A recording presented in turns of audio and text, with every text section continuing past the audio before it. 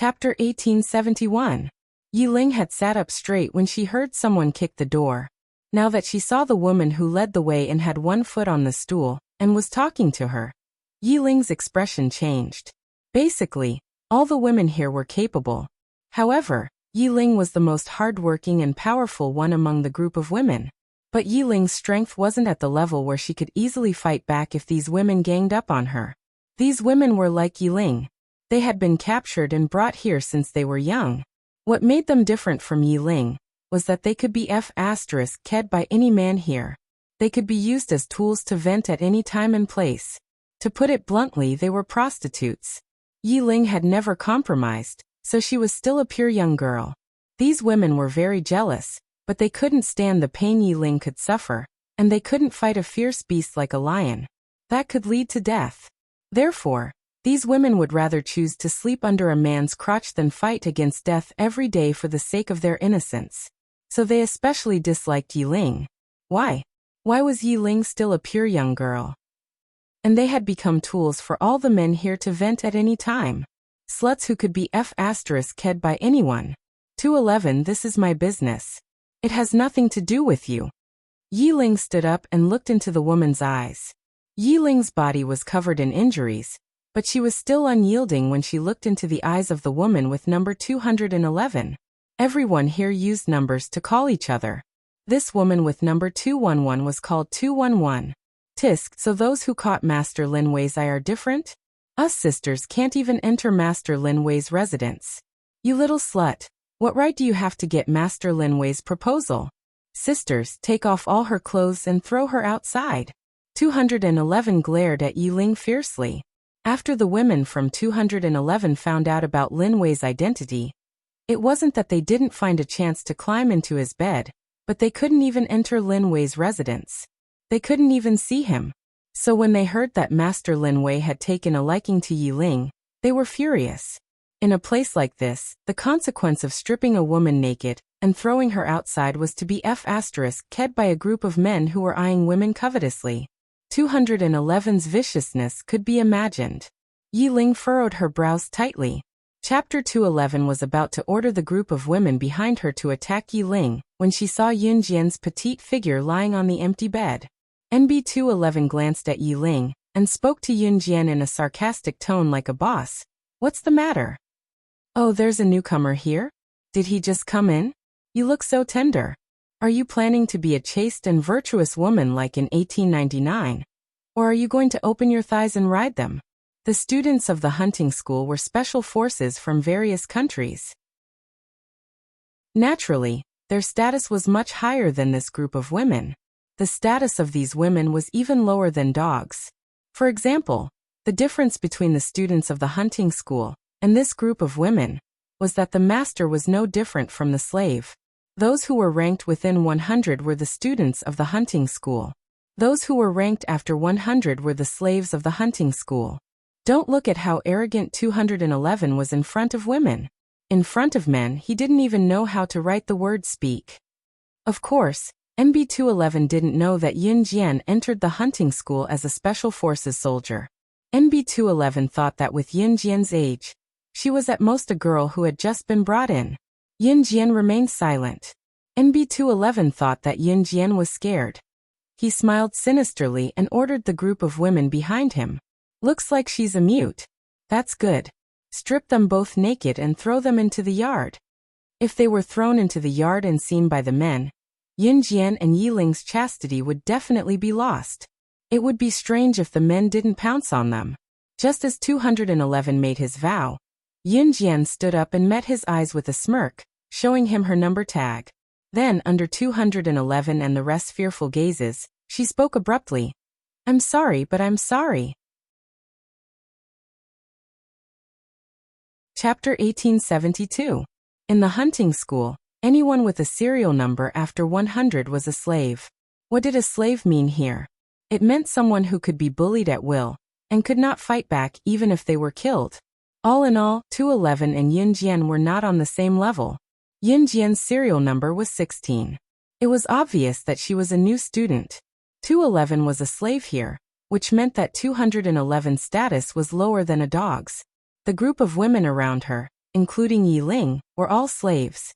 Hence, 211 dared to be arrogant in front of people of the same rank, because they were all of the same rank.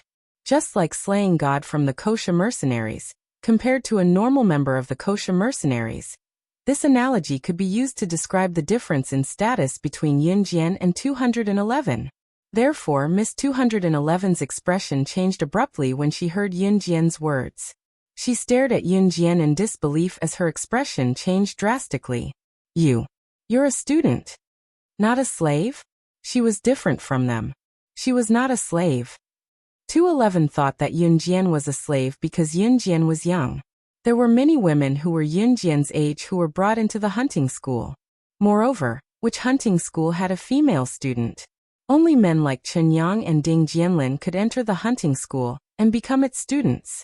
Not only was Yun Jian a girl, but she was also so young. 211 did not mix Yun Jian with the students of the hunting school because of this. Yun Jian's words almost scared 211 to death.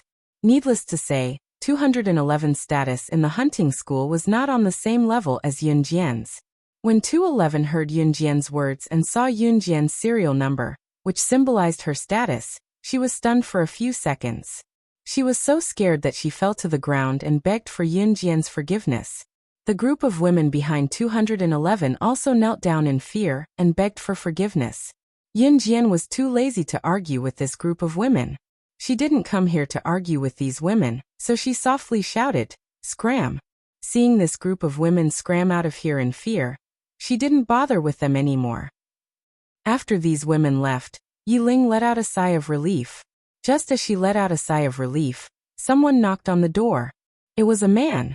This man was quite polite. He knew that this was the female dormitory, so he didn't enter directly. "Are you looking for me?" Yi Ling pointed at herself and asked. "Master Lin Wei is looking for you," the man said. Yi Ling was stunned. For some reason, she turned to look at Yun Jian. "Go ahead," Yun Jian said and closed the door. Obviously, she did not want to let Yi Ling in. Yi Ling was stunned and followed the man to Lin Wei's residence. Everyone here respectfully addressed Lin Wei as Lord Lin Wei. After the man brought Yi Ling into Lin Wei's place, he closed the door and left. This made Yi Ling a little scared.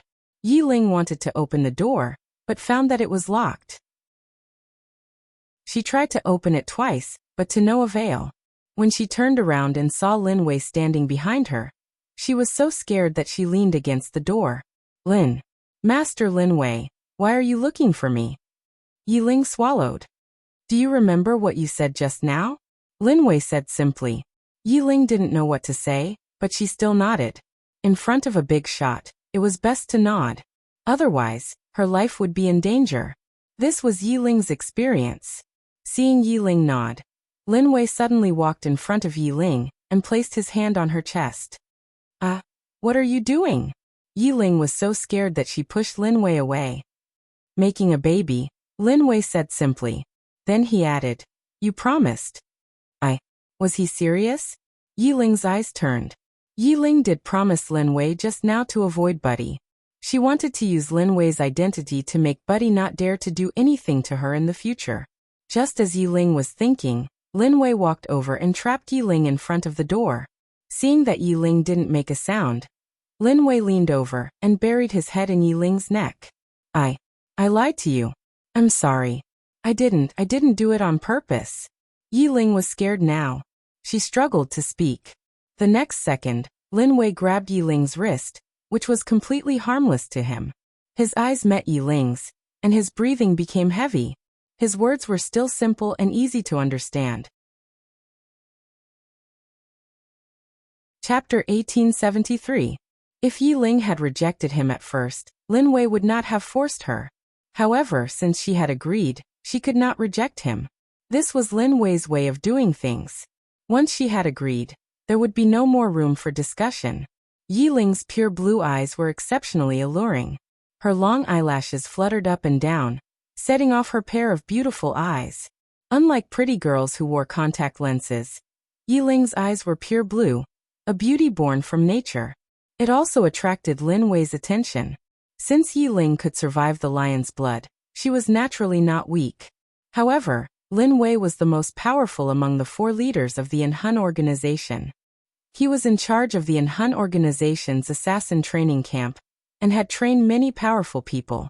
To be fair, Yun Jian would not be who she was today if it were not for Lin Wei's guidance when she was slaying God. Although Yun Jian was powerful and her current ability was even more powerful than Lin Wei's, without Lin Wei's guidance back then, her ability would not have expanded. Moreover, Lin Wei's ability was something that could take the world by storm if he were to announce his name. Yi Ling was no match for him at all, so there was nothing she could do when Lin Wei grabbed her wrist. Yi Ling was a smart person.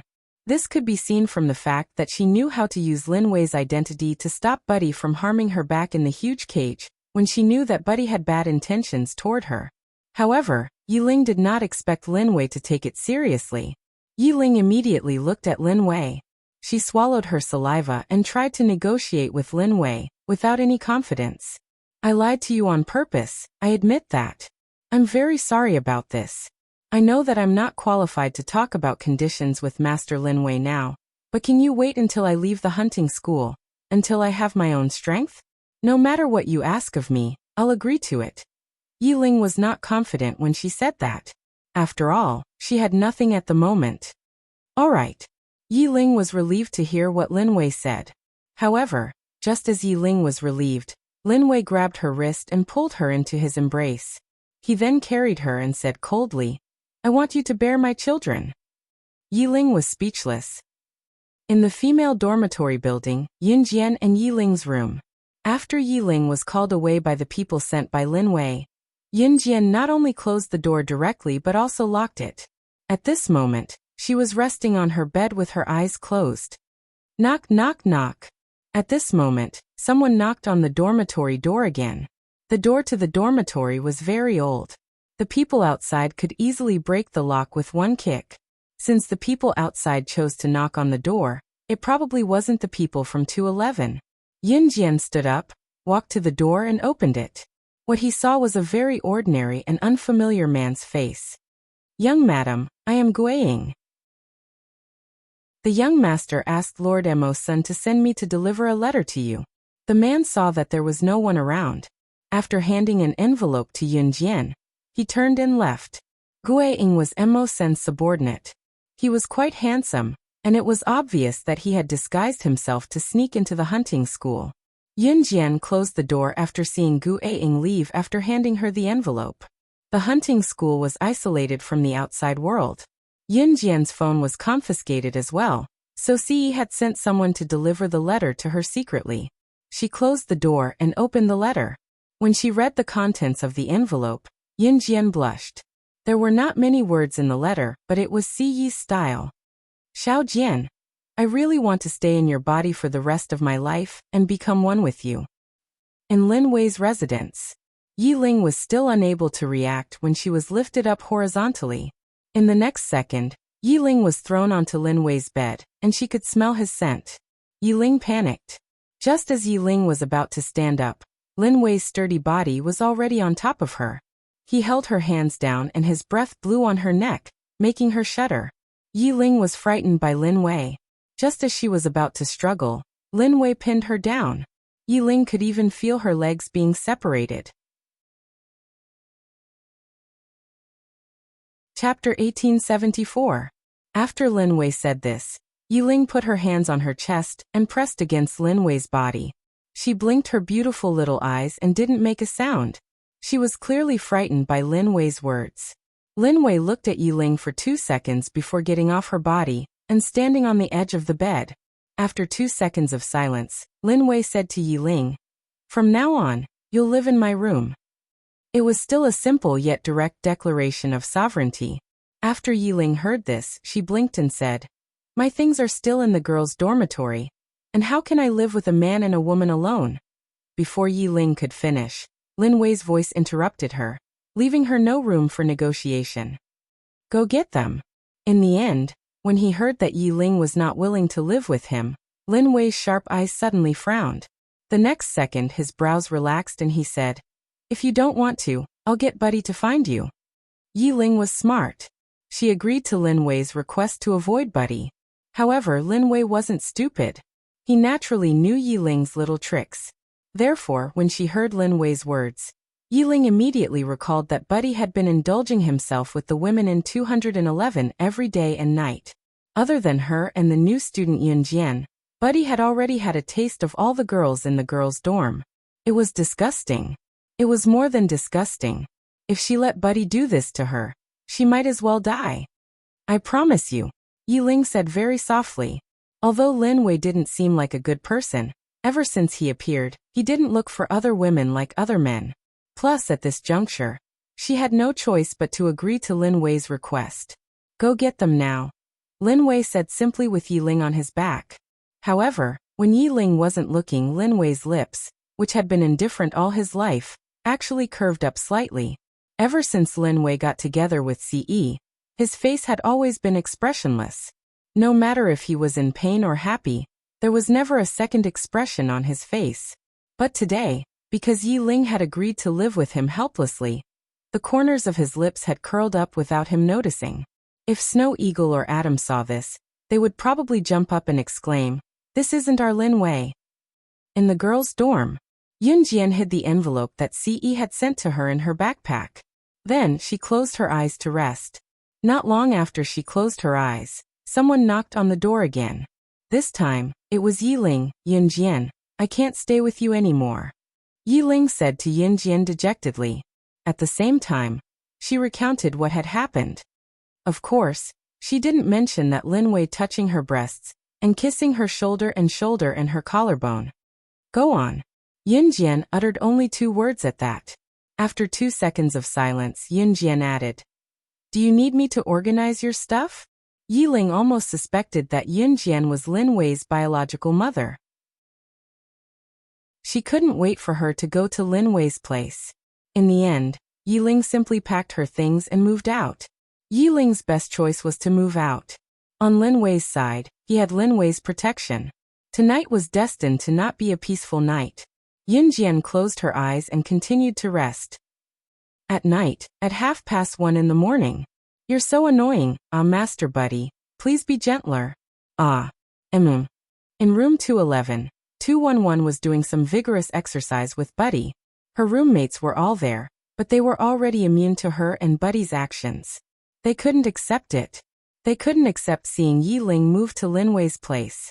The fatty meat in their mouths had run away. After that, 211 could tell at a glance why Buddy was angry. She suddenly remembered what Yunjian had done to her during the day. She rolled her eyes and recommended herself to Buddy. "Master Buddy, although Yiling left, there's a girl who's prettier than her living in her dorm." When Buddy heard that, his perverted face narrowed. "But that girl is a student of our hunting school. I don't think it'll be easy to deal with her." 211 lowered her head and sighed. "Student? There's only one girl in this cohort. Could it be her?" Buddy suddenly thought of Yunjian, and anger immediately surged into his brows. He was still in pain from that kick. "Master Buddy, do you know that girl? Let's not talk about anything else. I think she's quite hot." 211 leaned on Buddy. Buddy suddenly licked his lips and revealed a sinister smile. "Since that girl dares to treat me like this, I must have her." As he spoke, Buddy thought of Yunjian's beautiful face and body. He grabbed 211 and started another round of exercise. Chapter 1875. At 3 o'clock in the morning, Buddy had already returned to his place. He grabbed a few women who were good in bed, and took turns to serve him. Now he finally calmed down the anger of Yunjian's kick during the day. At 3:15 in the morning, the night finally quieted down. Yunjian, who had been resting with her eyes closed during the day, suddenly opened her eyes in the dark. Her beautiful black eyes seemed to reflect a strange light. In this hunting school, unless she was an international student, the moment she entered the school, no matter how good her previous achievements were, she would have to start all over again. Except for the fact that men from different countries were better than women. Those who could enter the hunting school were usually men. If you want to know the reason, it's probably because in a hunting school, no matter what happens, men are always better than women. If a woman lost her virginity here, her whole life would be ruined. And if a man was raped, it was probably done by a gay man. Unless there was a woman who was so fierce that she couldn't find a man to rape her. About 3:35 in the morning, an earth-shattering sound was heard. In the next second, both the boys' and girls' dormitories seemed to have been blown up by something. Was there an earthquake? That was the feeling. What happened? What happened? What happened? In the boys' dormitory, the men from different countries all got up in fright. They put on their clothes and got up from their beds very quickly. They all came from the army and were elites from different countries. Of course, these men couldn't be weak. Soon, they put on their clothes and rushed out of the dormitory. Bang, bang, bang.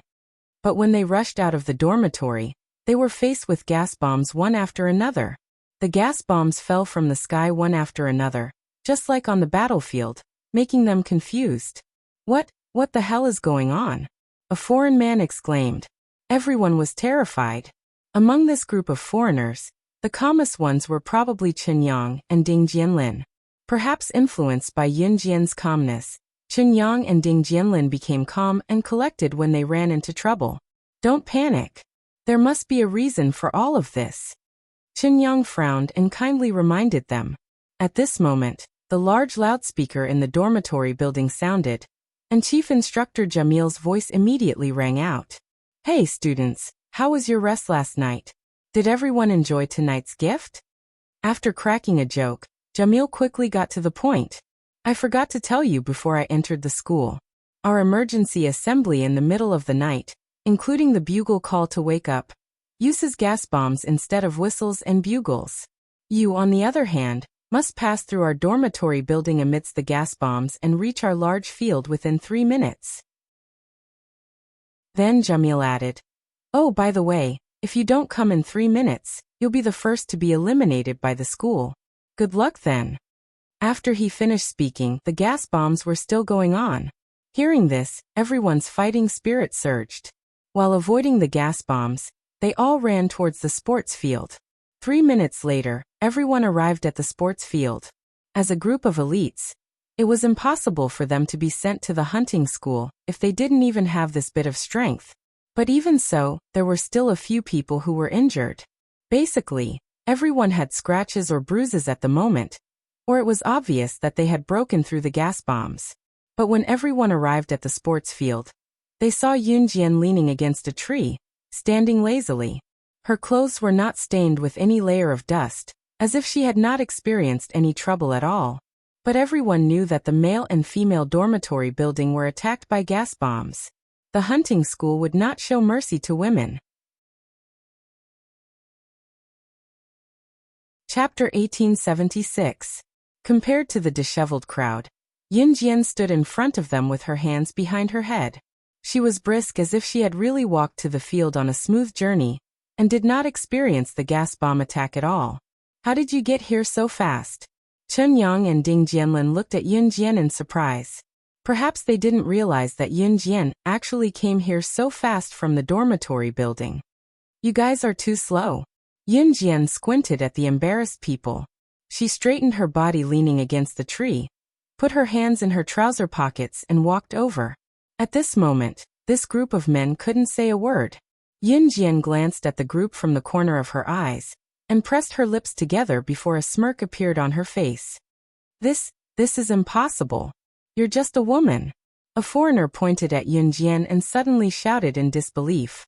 They couldn't believe it. They couldn't believe it even if they were beaten to death. Could it be that this girl went against the heavens? She was actually able to leave that place so quickly without leaving a single layer of black or gray dust on her body when the gas bomb attack was so overwhelming. She was the first to arrive at the sports field. Even if the people present were elites from all over the world, at this time, they were all injured. Some were even seriously injured, but still dragged their seriously injured bodies to come here. Yun Jian, on the other hand, did not even have a scratch on her from the gas bomb just now. She was standing in front of everyone just like that. She was just a woman. Yun Jian just curved her lips and didn't say anything. Clap, clap, clap. Just at the moment when everyone was shocked, a figure came out from the dark. It was Jamil. Jamil clapped his hands. Although he was also surprised, he still smiled and walked over. Don't doubt. My hunting school is full of cameras in every corner of the school. She just quickly came to the sports field from the gas bomb. There is no doubt about it. Jamil admitted Yunjian. When he said this, Jamil's eyes flashed slightly. It could be seen that Jamil also had a certain degree of disbelief at this moment. Just now he saw from the camera that Yunjian's lightning-fast figure passed through the gas bomb, and strangely passed through it without any dust. From the beginning of the hunting school to the entrance of each batch of students, Jamil had never seen anyone who could calmly dodge the gas bomb attack like Yunjian. What was even more unbelievable was that she was just a young girl. Hearing Jamil's words, the people present naturally didn't doubt it. But the amazement at Yunjian's actions didn't stop. Very good, you all survived. Standing in front of the people, Jamil narrowed his eyes and scanned the crowd. Although many people were injured, all of them survived. In the past years, there were also students who died in the gas bomb attack. And the reason why the hunting school became famous was because it was the most effective, but also the most cruel school. That was because every weapon used in the training of the hunting school, including the exercise in jungle warfare, the firearms used were real guns. Of course, the hunting school wouldn't deliberately attack the students. Once there was an accident, it would be a case of failure. Therefore, the casualties were not small. What do you think about the gas bomb attack? Jamil suddenly asked. With that, Jamil turned to look at Yunjian, narrowed his eyes and said, "Let's let our first place say her thoughts." His words were directed at Yunjian. Everyone's eyes swept over Yunjian.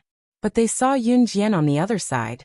The red arc was unusually bright under the dim light of the night.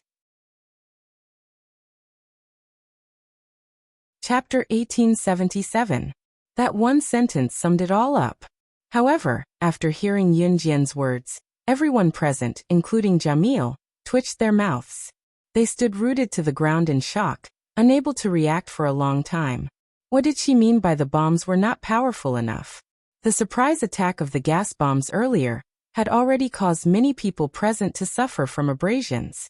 A few of them were even seriously injured. Wave after wave of bombs was simply too much for the people present to handle. And Yunjian, she actually said that the bombs were not powerful enough?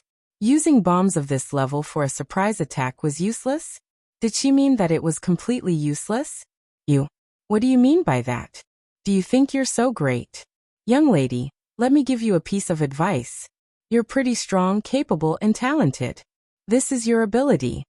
However, in this world, it doesn't mean that you can spout nonsense just because you're strong, capable, and talented. If this goes on, you'll eventually have to pay the price for your nonsense. After hearing Yunjian's words, a foreign man's face froze. Then he spoke to Yunjian in an adult tone. So what if Yunjian was powerful? Seeing how arrogant she was, even if she had the ability, she would have to pay the price for her arrogance. I don't know if I'll have to pay the price in the future, but I know that the strong are all born under impossible circumstances. Today, you think that you're very strong for dodging a bomb of this level. Then tomorrow you won't continue to work hard. As for the price you're talking about, if I become the king, who can do anything to me? Yunjian's words rang out word by word, spreading to every corner of the place. Everyone who stood rooted to the ground, including Jamil, pricked up their ears. No one had expected Yunjian to have such resolve. Yes, everyone thought that Yunjian was arrogant, and felt that she was indeed amazing for having such strength at such a young age. However, many young elites had spoken rudely, arrogantly, and spouted nonsense because of their arrogance and because they thought that they were powerful. In the end, the price they paid was that all their talents were destroyed. But no one had expected Yunjian to say such things. If she became the queen, who could do anything to her? At such a young age, he already had such deep ideals. This point made everyone present have no choice but to be convinced. Clap, clap, clap. While everyone was deep in thought, Jamil clapped his hands again. Then Jamil's hearty laughter rang out. Good little girl. Haha. Good. You have a bright future. With that, Jamil's face suddenly darkened and he said to Yunjian eerily, I hope you can successfully graduate from the hunting school. Graduation meant that they would be able to leave the hunting school alive. After saying this, Jamil ended the emergency late-night assembly. After instructing everyone to leave, everyone went back to their dorms. Yin Jian was no exception. She turned around and walked leisurely to her dormitory with her hands in her pockets. 16. Chen Yang and Ding Jianlin stopped Yin Jian. Upon hearing this, Yin Jian narrowed her eyes and turned around. "You are excellent." Chen Yang and Ding Jianlin gave Yin Jian a thumbs up. "Thank you." Yin Jian nodded and replied, "You too." Seeing this, Chen Yang and Ding Jianlin scratched their heads and walked back to their dormitory. The moment she turned around, Yin Jian felt a pair of dark eyes staring at her in the dark. Yin Jian paused for a moment, but didn't stop walking back to her dormitory. In the dark, the owner of the pair of dark eyes saw that Yin Jian didn't notice him walking back to her dormitory. This pair of dark eyes flashed even more sharply. "Which god, we finally meet again." Chapter 1878. After Yin Jian returned to her dormitory, she fell asleep immediately. Yi Ling had moved in with Lin Wei, so she would be the only one in this dormitory from now on. The night passed uneventfully. Although the emergency assembly in the morning was at 3 o'clock, Yin Jian had rested during the day, so she did not sleep much the next morning. Yin Jian woke up at 4:30 in the morning. She only slept for more than an hour, and went out for a morning run. When she came back, it was already 5 o'clock. At 5 o'clock, the gas bomb's reveille horn arrived as promised. Everyone was worthy of being elites from various countries. With last night's experience, everyone cleverly avoided the gas bomb's surprise attack. Although everyone's faces were still as black as charcoal from the gas bomb's dust, and their clothes were also covered in dust, compared to last night's injury rate, no one was injured today. Perhaps it was because of what Yin Jian had said, or perhaps it was because of their first day at the hunting school. Everyone unanimously asked Jamil to be stricter with them. The hunting school's training lasted for a year. In other words, within this year, the special forces of various countries would have to undergo a lot of inhuman training. If they could not take it, they would be disqualified midway and not allowed to graduate. Even if they were seriously injured midway, as long as they did not rejoin the team after 48 hours, they would be disqualified. Moreover, within this year, there would be countless gunfights and actual combat selections. For example, when they crawled forward, bullets would fly above their heads, and the selected personnel would not have any protection. If they deviated from the direction, they would even trigger a mine. Therefore, the mortality rate of the hunting school was extremely high. For this reason, some students would not be able to complete the hunting school's graduation mission and return to their hometown with regrets. Some students would unfortunately lose their lives. Returning to reality, Yin Jian was still the first to arrive at the designated field. Although the other students were a little slower, they were much faster than yesterday. Other than Yin Jian, the special forces of the other countries had all experienced the training of the special forces of various countries. Their foundation was naturally deeply rooted. This group of people had to remember one thing when they came to the hunting school. They were not here to train to become special forces. Instead, they wanted to reach a higher level within the scope of the special forces and become a true powerhouse. The people who came here were not weak. When everyone gathered at the field, Jamil gave everyone a 20-kilogram combat backpack and asked them to carry it on their backs for 20 kilometers of cross-country marching training. This was a task that he had to complete every morning when he woke up.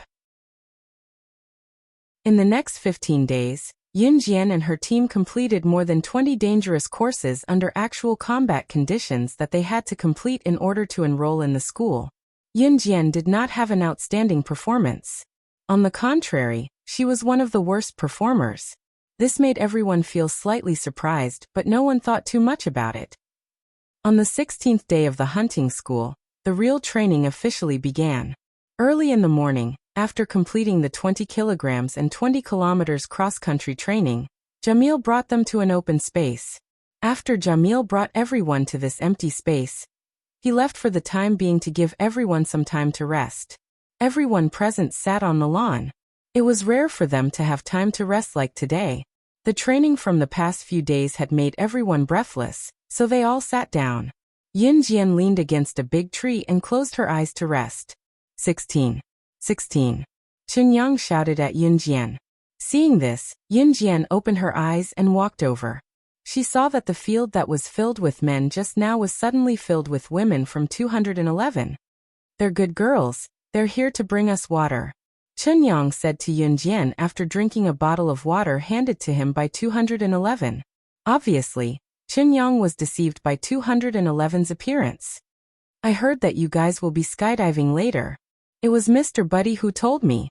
Now Mr. Jamil should be calling for a large helicopter to carry you guys into the air.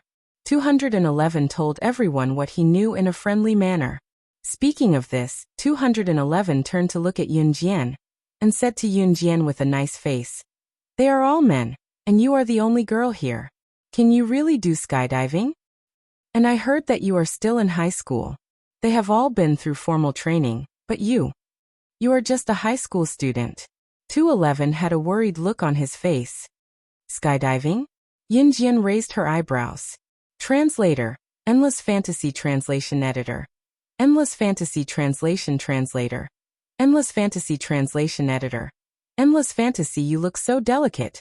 Why don't you ask the instructor for a leave and not go? 211 said eagerly, but before she finished, she was interrupted by Yunjian. Chapter 1879. Naturally, the height of parachuting here could not be higher than the 20,000 meters that Yunjian had mentioned. However, it was indeed much more difficult than normal parachuting or parachuting for paratroopers. As for the 20,000 meters parachuting that Yunjian had mentioned, it was completely unheard of here, in the ears of everyone present, or even in the ears of 211. 20,000 meters, that was something that could only be achieved by breaking the world record. Furthermore, parachuting from high altitudes followed a principle. The higher the altitude, the faster the landing speed, and the higher the risk factor. Above 5,000 meters, the parachuters would generally need to bring oxygen in the cabin. Therefore, the 20,000 meters that Yunjian mentioned stunned 211 and the rest of the team, unable to snap back to reality for a long time. Yunjian's words had stunned everyone present. 211's face darkened after hearing it. Yunjian's words were obviously a slap to her face. She was going against her. You're talking big again.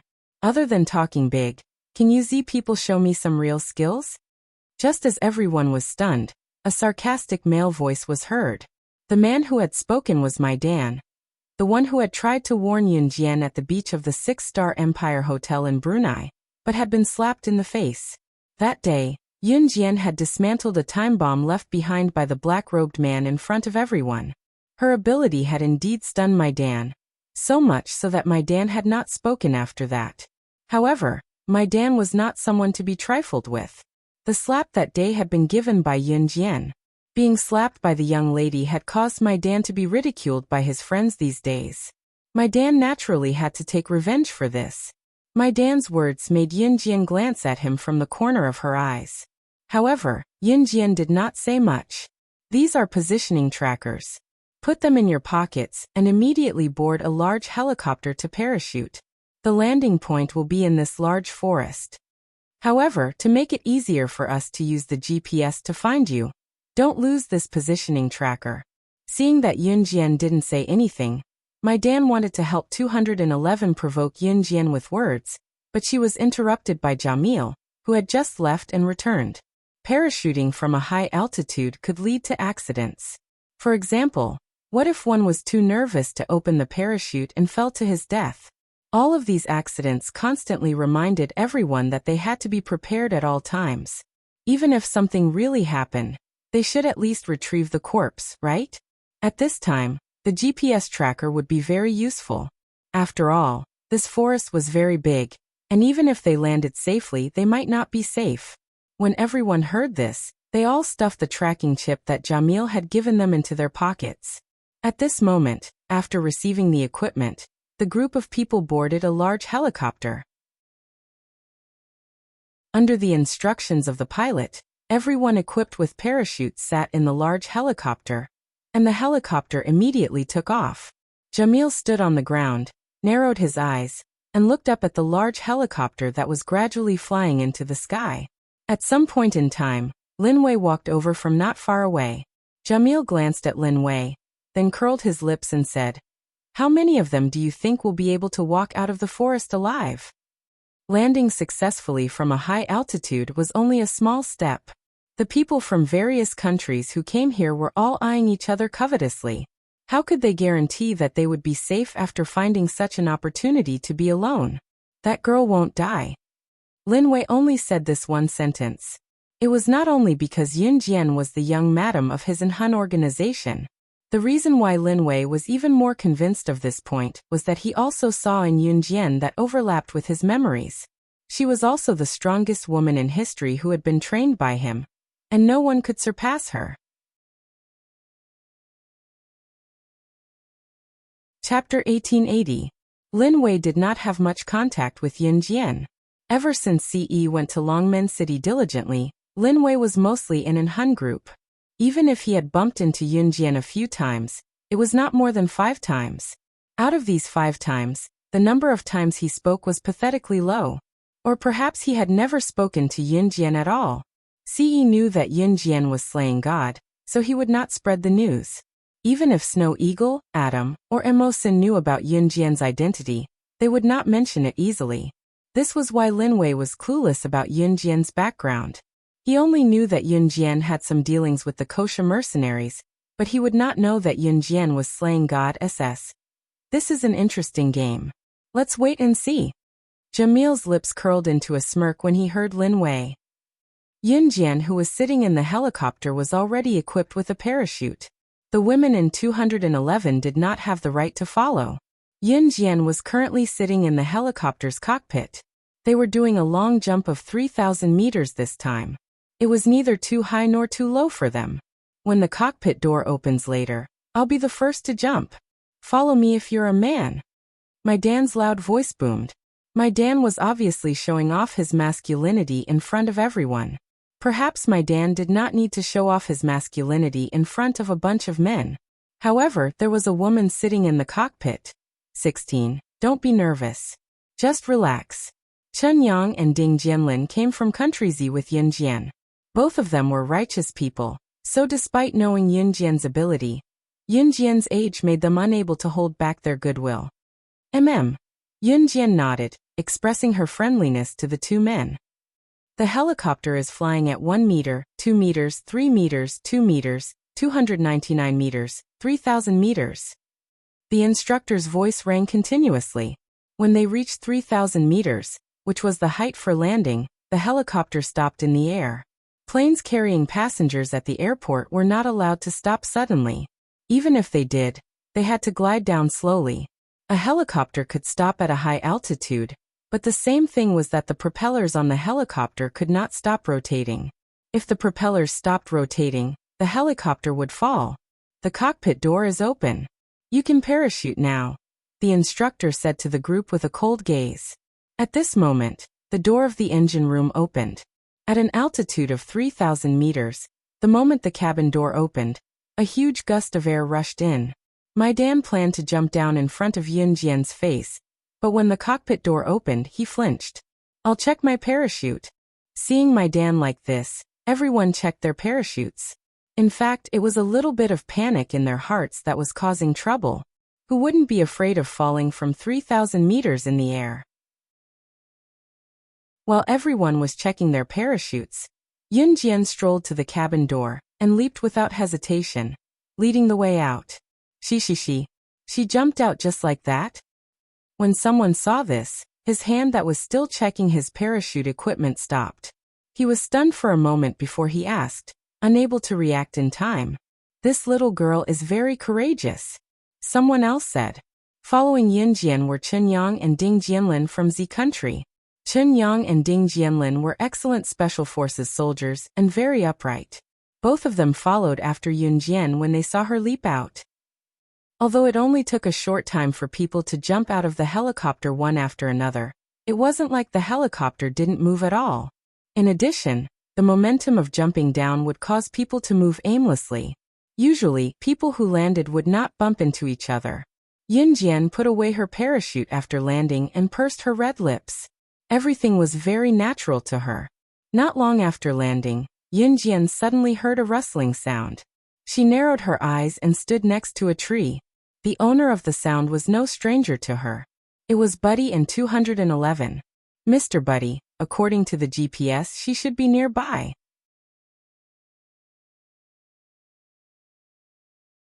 Chapter 1881. After Buddy finished speaking to 211, he suddenly shushed him. Then he said to 211 in a voice that only the two of them could hear, "Stop talking. She should be nearby. She's not far away." Only the two of them could hear what Buddy said to 211. However, Yunjian's ears were very sensitive. Even if Buddy deliberately lowered his voice to the lowest decibel, Yunjian could still hear what he said to 211. After 2 seconds of silence, Buddy's voice rang out again. "Did you give her the water?" "Of course. I saw her drink it with my own eyes," 211 said confidently. Yunjian had indeed drunk the water that 211 gave her. If she hadn't, how could she have seen through 211's scheme so clearly? "Very good. This way, she won't be able to resist me. I have a feeling that she must be nearby. Hurry up and find her for me." Buddy kicked 211. His sharp eyes seemed to have seen Yunjian's hot body. His face darkened as he took the GPS device. It was obvious that Buddy was able to get the GPS device because he had done something with Jamil. "Master Buddy, the GPS device is reacting. She's there." 211 suddenly pointed to a spot and said to Buddy in surprise. After destroying Yunjian, there was hope. The sky gradually darkened. This high-altitude parachute jump was not a competition, nor was it a competition. It was simply a training exercise for them to perform high-altitude parachute jumps. After everyone landed, Jamil sent people into the forest one by one to look for Yunjian according to the GPS device's instructions. After everyone was found, Jamil frowned. 16 is missing? Jamil asked. Lin Wei stood at the side unhurriedly. She was the first one to jump down, someone added at this time. Follow the GPS device's instructions and follow me to look for her. Jamil frowned again and led everyone, including the few women who were with 211, into the forest. By the time they found the GPS device's chip according to the GPS device's instructions, it was almost dark. When the crowd found their destination, they were all shocked by the scene before them. They saw Buddy and 211 were tied to a tree by parachutes. They were naked and hung from the tree. Leaves were stuffed in their mouths, so they couldn't speak. On the ground facing the two of them, there were many razor blades scattered all over the place. If Buddy and 211 broke free and fell to the ground, they would be pierced by these blades. Even if they didn't die, they would definitely be half dead. Hence, Buddy and 211 hugged each other and didn't dare to move. The moment he saw Jamil, Buddy even started moaning. "Pfft, what's going on? Are you having sex in the air? Instructor Jamil, your subordinate is really hardcore." Someone mocked Buddy while laughing at Jamil. Soon everyone burst into laughter. No one saw it, but when Lin Wei saw this scene, his brows furrowed even tighter. Strangely, this scene overlapped with what that woman had done in his memory. "Instructor Jamil, your subordinate wanted to offend me and even got this woman to drug me, but unfortunately, I'll return her to you." Yunjian narrowed her eyes and walked out of the darkness. In front of everyone, she spoke rudely to Jamil. Just as everyone was laughing and Buddy was so mad that he wanted to kill Yunjian, even 211 felt the same way. Lin Wei's voice rang out. Hearing Lin Wei's voice, Yunjian wasn't surprised. Her eyes flashed and curved slightly. "Master Lin Wei, you." Jamil looked at Lin Wei in confusion. Everyone was stunned for a moment. Lin Wei looked at Yunjian as if he wanted an answer. In front of everyone who was so confused that their breathing slowed, he spoke again. This time, it wasn't a question but an affirmation.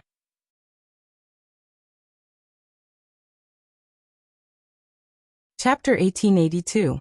Your SS was as plain as have you eaten today. Everyone's first reaction was not to wonder who SS was. Instead, Lin Wei was known for being a man of few words. Even if something big happened, he would not bother to repeat the same thing twice. Of course, Yiling was an exception. Yun Jian, on the other hand, was just a student in a hunting school. Everyone knew that once a student entered a hunting school, they would have to start all over again no matter how good their past achievements were or how strong their abilities were. For Lin Wei to ask Yun Jian the same thing twice, one could imagine that even if Lin Wei was expressionless, he must have 1,000 questions in his mind. Master Lin Wei, you said she's SS. Why does this title sound so familiar? Jamil stroked his chin and began to think. Slaying God was the one who was known worldwide, and SS was just a nickname given to slaying God by some people. If one was an international racer, the title SS would be known worldwide. However, as a Secret Service assassin, there were only a handful of people who could call Yun Jian SS. Of course, many people in the underworld knew the meaning of SS, and the meaning of SS being slaying God. However, it was obvious that the people here did not know the direct relationship between SS and slaying God. Yun Jian was not surprised that Lin Wei could recognize her. She merely narrowed her eyes. And Master Jamil, don't care about SS, please save me first. Save me. Barty, who was tied to a tree with a parachute together with 211, dared not move as he was afraid that the razor blades would stab him, begged Jamil for help. What SS? At this moment, no one present knew who he was.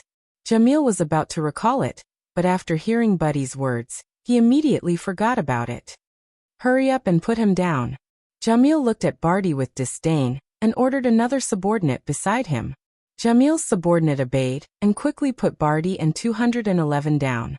Lin Wei frowned when he saw that Yun Jian did not reply to him. Lin Wei was not stupid.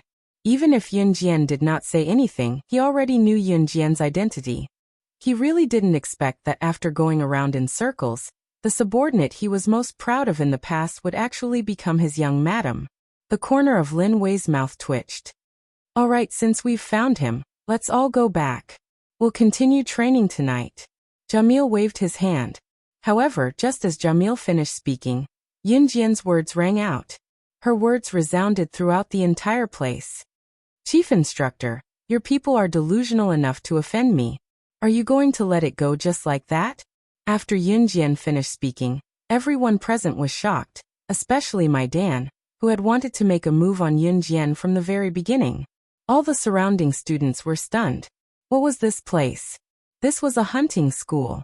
No matter how much Jamil disliked Buddy, he was still Jamil's subordinate. And Yun Jian actually dared to publicly ask Jamil to punish Buddy? Was she joking? Did he want to die? Are you ordering me around? Jamil suddenly stopped smiling. He cast a sidelong glance at Yun Jian. The sinister look on his face made everyone present slightly fearful. Don't you know that the people who dared to order me around have already gone to see the King of Hell? Jamil's sinister face instantly changed. He suddenly glared at Yun Jian. His voice unconsciously rose as he said something that made everyone's hearts tighten. Everyone's hearts tightened. They were clearly shocked by Jamil's sudden change in tone. Is that so? What a coincidence. The people who wanted to offend me have already. Yun Jian looked into Jamil's eyes. She spoke in front of everyone without the slightest bit of fear. Yun Jian suddenly paused. She cast a sidelong glance at Buddy. However, under everyone's shocked gazes, Yun Jian flipped her right hand. A butterfly knife suddenly appeared. The butterfly knife twirled between her fingers and suddenly flew toward Buddy. When the naked Buddy saw this, he was so frightened that he threw himself to the side. However, this butterfly knife seemed to have known where he was going to dodge. It actually sliced through Buddy's throat at a frightening speed, killing him on the spot. The butterfly knife flew past Buddy's throat, pierced a tree and bounced back. In front of all the students, including 211 and the group of women who were in cahoots with 211, Yun Jian easily caught it in her hand again. This process happened in 2 seconds. When Lin Wei saw this, his eyes flashed. This move, however, in front of everyone, Yun Jian's lips curled up slightly. Everyone was terrified.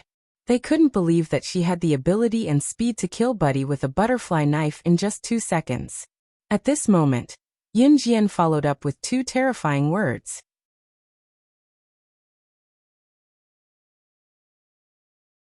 Chapter 1883. With that, Buddy's body fell to the ground at a speed that everyone present could see clearly. With a bang, his body fell to the ground, causing everyone's hearts to tremble slightly. Coupled with the shocking saber technique and speed that Yun Jian had just displayed in front of everyone. In 2 seconds, not only did she kill Buddy, but she also bounced the saber back and held it in her hand. One had to know that Buddy was not weak. As the subordinate of the hunting school's chief instructor, Jamil. How could Buddy be weak? Furthermore, Buddy was Jamil's subordinate. He had seen Yun Jian attack Buddy with his own eyes, and Jamil had protected Buddy just now. If Jamil could stop it, he would definitely not watch Buddy's throat be slit by Yun Jian. However, the problem now was that Yun Jian had killed Buddy in front of Jamil. Her skills were so powerful that no one could see it with the naked eye. Jamil did not even have the chance to react. He could only watch as Buddy fell to the ground. This speed of the saber, this killing move, not only did everyone present widen their eyes in shock, it also made Jamil, who had always been mysterious and calm, reveal a dumbfounded expression. Ah, and the group of women in 211's group screamed in fright. This group of women pinched their throats and screamed from the bottom of their hearts. The group of women in 211's group was different from Yi Ling. They had walked the opposite path from Yi Ling a long time ago, to be the slaves of this group of men. As for Yi Ling, she had grown up in the midst of killing and surviving. She had become a member of 211. All of these women combined were not as strong as Yi Ling alone. However, this was only when facing the group of women in 211. Compared to the others in the hunting school, Yi Ling's strength was still not enough. Although 211 and the others, who were even weaker than Yi Ling, were used to seeing dead people, when they saw Buddy die in front of them, they were still so frightened that their bodies trembled. It was as if they had seen some kind of horrifying scene. Of course, 211 was the one who was most afraid. After all, 211 was also one of the people who came up with the plan for Buddy's death. Jamil's face darkened, but he did not say anything. He also did not show the grief of losing his subordinate. It had to be said that Yun Jian's strength was too shocking. This kind of power, even he, Jamil, would not be able to resist in the hands of Yun Jian. She was such a young girl. Yet she possessed such a terrifying strength. Why did someone like her come to the hunting school? Her strength couldn't be greatly expanded in the hunting school, could it? Jamil frowned. Suddenly, the group of women from 211 screamed and cried out in fear. It was like a piece of music, but it was so hoarse that they couldn't even speak clearly. It was very unpleasant to the ears. When the surrounding men heard the screams of the women in 211, they couldn't help but frown, but they didn't say anything. Shut up. Just as the screams of the women from 211 rang out, a soft shout suddenly rang out. These 2 words were filled with decisiveness, causing the women from 211 to shut their mouths in fright. They saw the owner of the voice holding the butterfly knife that was not stained by Buddy's blood. She stood there and turned her sharp eyes to 211. The moment Yun Jian spoke, 211's body trembled. His body unconsciously trembled twice, and he obediently shut up. Assess. At this moment, Lin Wei's deep eyes flashed fiercely.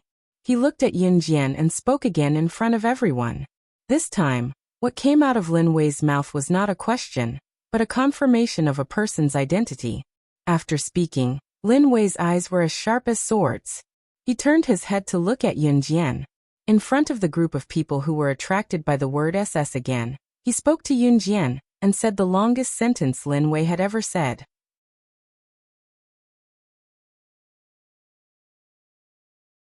Chapter 1884. As Lin Wei's voice fell, everyone's eyes widened in disbelief. Lin Wei, he actually said such a long sentence. One must know that Lin Wei, one of the 4 leaders of the Inhun organization, would never speak more than 3 sentences. Except when facing the leader of the Inhun organization. Reticent, this title was not for nothing. Lin Wei's reticence had reached a whole new level. Sometimes when he did not want to speak, he would just ignore people. This kind of thing was very common. But just now, Lin Wei actually said such a long sentence to Yun Jian. This made everyone present feel incredulous. As for what Lin Wei said, no one present understood. It was because Lin Wei had spoken to Yun Jian in Russian. The only thing that made everyone present understand was that Lin Wei's words were very long. Therefore, everyone present took a deep breath. In the end, when they finally reacted, Jamil looked at Lin Wei and said respectfully and carefully to Lin Wei, "Sir Lin Wei, you spoke to this little girl in a foreign language. Can she understand?" No one present could understand Russian, including Jamil. That was why Jamil asked. Naturally, she could understand because most of Yun Jian's foreign language was learned in the Hun organization's assassin training camp. And Lin Wei, without a doubt, was the one who taught her. Yun Jian was trained by Lin Wei. But Lin Wei did not say a word of this to Jamil. Seeing this, Jamil only twitched the corner of his mouth and did not dare to ask any more. Under the gaze of Maidan, Qinyang, Ding Jianlin, and everyone else present, Yun Jian smiled and replied to Lin Wei in fluent Celtic, which was also words that no one present could understand. "This is what you taught me back then." Were these two addicted to speaking in foreign languages? Lin Wei spoke to Yun Jian in Russian, but Yun Jian spoke to Lin Wei in Celtic. Obviously, Yun Jian could understand Lin Wei's words, and Lin Wei could also understand Yun Jian's reply. But everyone present could only hear that Lin Wei's first sentence and Yun Jian's second sentence were different. In just a few sentences, the two of them had already spoken two different languages. Everyone present was shocked. Especially Yun Jian. She was so young, but had such amazing skills. What was even more frightening was that she could speak so many foreign languages. "It is my honor to be able to teach young madam." Suddenly, Lin Wei bowed to Yun Jian respectfully in front of everyone's gawking eyes. This time he spoke in Polish. The people around them were shocked by Lin Wei's sudden bow to Yun Jian. Lin Wei, one of the 4 leaders of an Hun group, was bowing to Yun Jian in front of everyone? What did this mean? Yun Jian merely smirked and did not say anything else. However, the group of people around him was in a state of shock.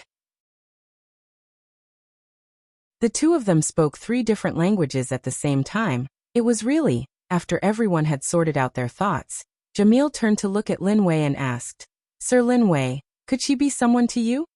This sentence was a test, and also to find out the bottom line. If Yun Jian was really someone to Lin Wei, then Buddy's death would turn into smoke. On the other hand, Jamil would never let it go. Unexpectedly, in front of everyone, Lin Wei cast a sidelong glance at the people around him, then stared at Jamil with his deep black eyes. He left behind a sentence that left everyone slightly stunned.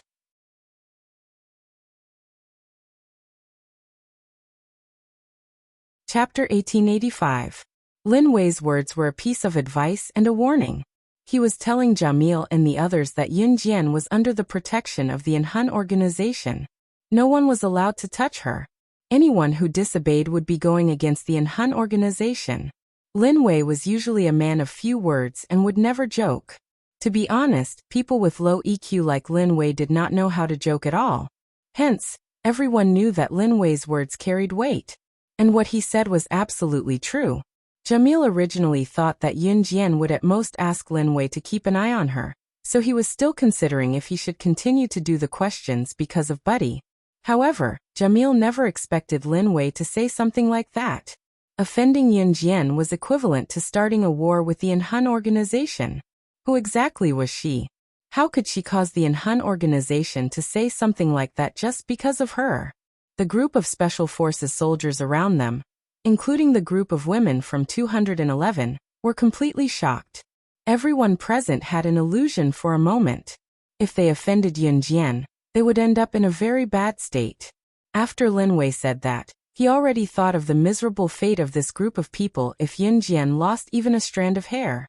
He retracted his gaze, turned around, and left without looking back with his right hand in his trouser pocket. Jamil swallowed hard. In the end, he didn't even dare to say a word to Yun Jian. Buddy's death naturally turned into smoke. After returning, they were supposed to undergo intensive training. However, because of this incident, Jamil directly asked all the students to return to their own dormitories.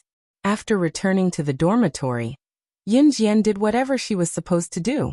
She showered, ate, and practiced at night. 3 days later, Yi Ling, who had been locked in Lin Wei's room for 3 days without going out, finally heard the news of Buddy's death. For some reason, Yi Ling heaved a sigh of relief. God knew how she had spent the past 3 days. Being in the same room with a man who wanted her to give birth to his child all the time. These days, Yi Ling didn't dare to sleep on the same bed as Lin Wei. At first, Lin Wei slept on the bed while Yi Ling hid in a corner of the room. Seeing this, Lin Wei grabbed Yi Ling and placed her on the bed. Seeing Yi Ling's resistance, Lin Wei, who didn't intend to do anything, directly put his hand around Yi Ling's waist and touched her plump bottom. Lust ignited, Lin Wei flipped over on top. In the end, Yi Ling resisted with all her might. When Yi Ling's jacket was half taken off, Lin Wei stopped. He hugged her and whispered, "Sleep." Then he closed his eyes. Yi Ling did not dare to resist. After hearing about Buddy's death, Yi Ling heaved a sigh of relief. As long as Buddy was dead, he would no longer be a threat when he returned to the female dormitory. The only person who had been spying on her was Buddy. Today Yi Ling stayed in Lin Wei's room and waited for him to come back. She wanted to clarify things with Lin Wei. Buddy was already dead, so she didn't have to be afraid anymore. So everything that had happened before could be forgotten. With a creak, the door opened, and Lin Wei's handsome face was the first to appear. Yi Ling stood up from the bed, but she put her hands behind her back helplessly. Her beautiful sky blue eyes stared at Lin Wei without blinking.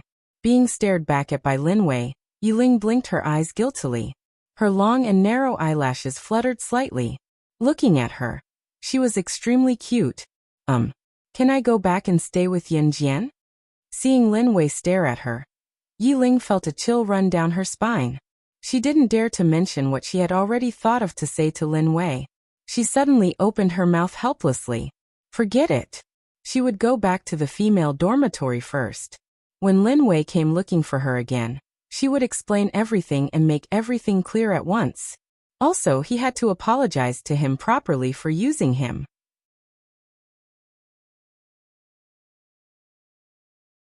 Chapter 1886.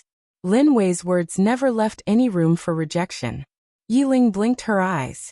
Suddenly, tears flashed in her sky blue eyes. "You, what's wrong?" Seeing a trace of tears suddenly flash across Yi Ling's eyes, even a person as calm as Lin Wei couldn't help but feel a little helpless. It was just that Lin Wei didn't show his helplessness. "I miss home. All of you are forcing me. I want to go home. I haven't been home for 10 years. Other than my father and mother, no one is really good to me. I don't even have the right to choose here." Yi Ling's sky blue eyes suddenly flickered up and down. She blinked. She didn't know why, but she felt a lump in her throat and wanted to cry. Yi Ling was 19 years old this year, 6 years younger than Lin Wei. Lin Wei was 25 years old this year. Yi Ling was spoiled since she was young, so she developed a princess temper that wasn't easy to coax. She would argue with her parents if she didn't like it. She would act like her parents were harming her. It could be considered a very vile type. Yi Ling was only 9 years old back then. However, she was spoiled since she was young. The 9-year-old Yi Ling was even more exaggerated than those teenage boys and girls in their rebellious period. It was probably because people lived in different environments that some of their personalities would change. The young Yi Ling had been spoiled since she was young, so her rebellious phase was obviously much earlier than her peers. However, when she was 9 years old, Yi Ling ran away from home after arguing with her parents. She was brought to the hunting school and underwent 10 years of inhumane training. In these 10 years, Yi Ling hid in her bed and cried. She also thought about suicide. However, she survived. At this time, she finally understood how good her parents were. If you stayed at home and argued with your parents every day, you might even have the thought of never seeing your parents again for the rest of your life. Therefore, many students wanted to choose a place as far away from home as possible when they were choosing a university. That way they would never see their parents again. However, when a person left their parents to live outside and saw the other side of society, they would crazily think of their parents. A university student, no matter how bad they were, would still go home and see their parents. But Yi Ling was different. After being brought to the hunting school, Yi Ling dreamed countless times about the parents she hated the most when she was young. They were the parents she wanted to see the most after experiencing the heartlessness of others in the hunting school. But even such a slim hope was too extravagant. All these years, Yiling had suppressed her immense pain in the bottom of her heart, and displayed her most tenacious side in front of everyone, because she believed that as long as she survived, she would be able to see her parents again. He couldn't die. He absolutely could not die. He absolutely could not give in. It was with this hope that Yiling managed to survive. Those who had never experienced this feeling would never understand that when faced with the cruelty of the world and the true disappointment of others, the easiest thing to think of was still the parents that you hated the most, and were the most impatient to nag in your ears every day. Yiling didn't know what was wrong with her today. She actually squatted down and hugged herself while crying. She couldn't help but vent her emotions in front of Lin Wei. Her tears were like water flowing out of a faucet, flowing nonstop. Lin Wei's heart couldn't help but tighten when he saw this. Reaching out, Lin Wei grabbed Yiling's wrist and pulled her up from the floor into his warm embrace. "I won't force you anymore. I'll make you bear children for me willingly." Lin Wei would never change the person he had set his mind on. In the female dormitory, Yunjian was lying on the bed when the door was knocked lightly with a stone. Yunjian opened the door and walked out to see Phantom Shadow waving at her from a grove not far away from the dormitory. Ce had been writing her a letter almost every day recently, and the content was unbearable. Yunjian walked toward the grove. Taking the envelope from Phantom Shadow as usual, Yunjian opened it and saw the familiar handwriting. "Xiaojian, I miss you so much. I really want you to be bedridden for 365 days. Yunjian blushed at the sight. Just as Yunjian was about to turn back to the dormitory, a familiar fresh scent came from behind Yunjian, as someone hugged her from behind. He hugged Yunjian from behind and leaned down to her ear, smelling the scent that he was so familiar with and loved so much. He was instantly mesmerized.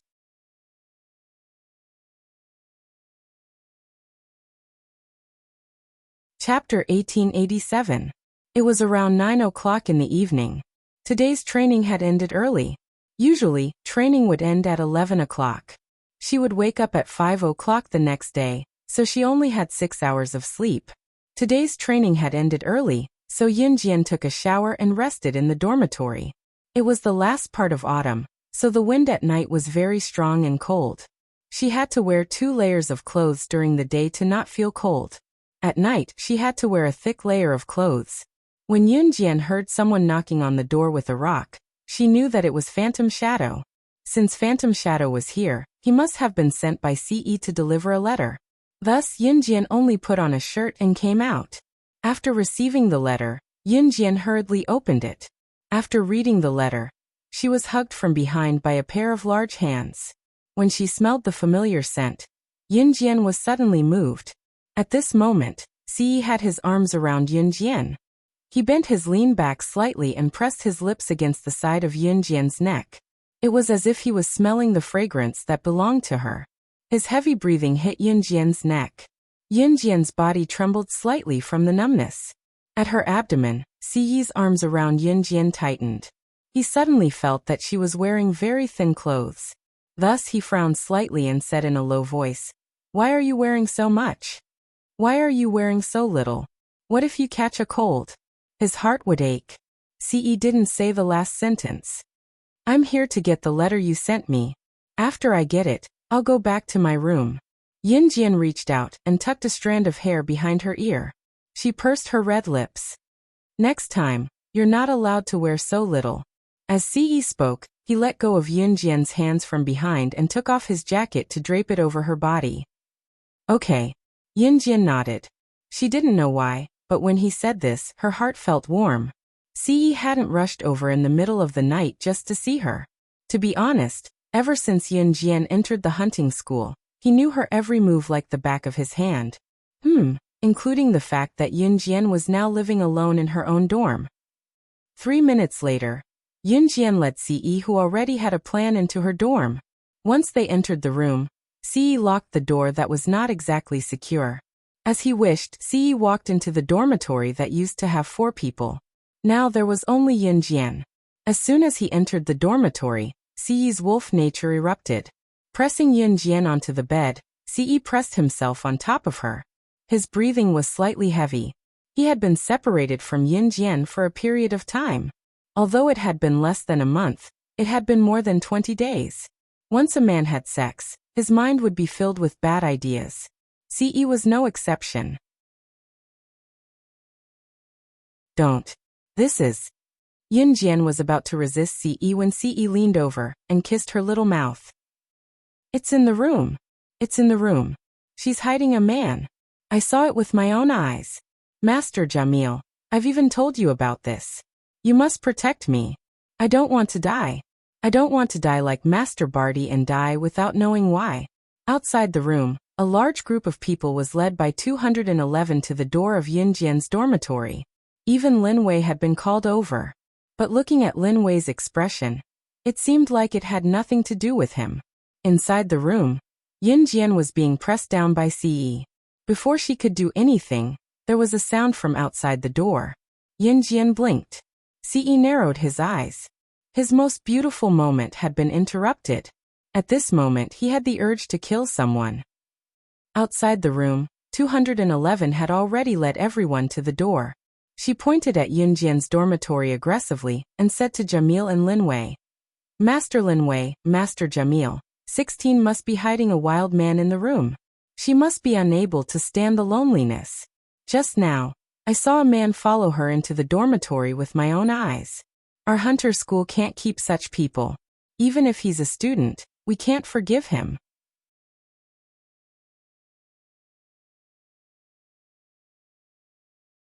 Chapter 1888. The more she spoke, the more she felt that she was powerful. At night, the women in the dormitory next door were already lying in bed. And 211 was a snobbish woman to begin with. The status of 211's women in the hunting school was no different from prostitutes. Unlike Yi Ling, 211's women in the hunting school could be trampled on by any man. Perhaps other women felt that they had fallen, and could just accept it with open thighs. But 211 was different. 211 would learn to climb up. She would climb up the social ladder and cling to people with higher status. Just like Buddy from before, he was someone 211 wanted to cling to. 211 knew how to use her body to seek benefits or to obtain protection. Tonight, 211 had just climbed to a new height. After finishing a few rounds of unspeakable things with that man, she rushed back late at night and saw Yin Jian walking into her dormitory with a man. Now that Yi Ling was taken away by Master Lin Wei, this was something everyone knew. This meant that Yin Jian was the only one in the dormitory where Yi Ling used to live. When 211 saw Yin Jian walk into her dormitory with a man, she felt a burst of excitement. The hunting school system was very strict. Students were absolutely not allowed to have an affair with anyone. So when she saw that a man actually followed Yin Jian into Yin Jian's dormitory, 211 immediately ran to find Jamil, Lin Wei, and everyone else to come over. Halfway through, she also alarmed the people who were this year's hunting school students like Yin Jian. After being called over by 211's exaggerated words, everyone followed. 211's words were very loud. At this moment, standing in the female dormitory, she attracted the women in the other dormitories. At this time, the women were all waiting to see Yin Jian make a fool of herself. Hearing 211's words, Lin Wei's eyes flashed slightly. Before Jamil could speak, Lin Wei said, "She won't steal a man. Except for the young master. Master Lin Wei, you know her. If you want to side with her, then I have nothing to say. But is she treating our hunting school's rules like child's play?" MB211 stood beside Jamil and used his body to touch Jamil while saying these words at the same time. Jamil was not someone who could be seduced by beauty. He pushed 211 away and was about to speak when the door to Yin Jian's dormitory opened. Yin Jian appeared in front of everyone. Not long after her shower, she put on a tight-fitting outfit with a jacket on the outside and a pair of black, tight-fitting trousers that accentuated her perfect figure to the fullest. At this time, Yin Jian gave people a kind of unusual beauty. A large group of men present were dumbfounded. They couldn't help but hold their breaths. Translator, Endless Fantasy Translation Editor. Endless Fantasy Translation. Yin Jian was slightly jealous when she looked at him and sneered. Yes, there is a man. She actually admitted it. 211's eyes bulged. Just as 211 was about to use this as a pretext to make a fuss, he saw Yunjian's cold smile. Just as 211 thought Yunjian would say something to refute him, Yunjian flipped her hand and actually, she took out the butterfly knife again. Butterfly knife. The scene of Buddy's death was forever engraved in 211's heart. 211 was so frightened that his face changed. He quickly hid behind Jamil. Jamil's expression changed. Although Lin Wei warned him that Yunjian was protected by an Hun, Jamil still wanted to teach Yunjian a lesson. Otherwise, Yunjian would be so arrogant. Was she trying to climb over his head? Ahem, since you have already admitted that you are hiding a man in your dormitory, then according to the rules of our hunting school students who are not allowed to have illicit relations with others during training, you— Just as Jamil said this, he saw a tall figure flash out of Yunjian's dormitory door. That person had a breathtakingly handsome face. It was as if this world couldn't nurture such a handsome person. Everyone present took in a deep breath. For a moment, they were in a daze. This person really existed in this world. They saw that after Ce walked out of the door, his eyes were fixed on Yunjian. He walked to Yunjian in front of everyone, and reached out to hold Yunjian's small hand. Just as everyone was shocked by the picturesque scene in front of them, Zhang Xian's eyes lit up. Suddenly Lin Wei, who was standing beside Jamil, stood in front of Ce and bowed slightly. Just like that, he respectfully addressed Ce in front of everyone.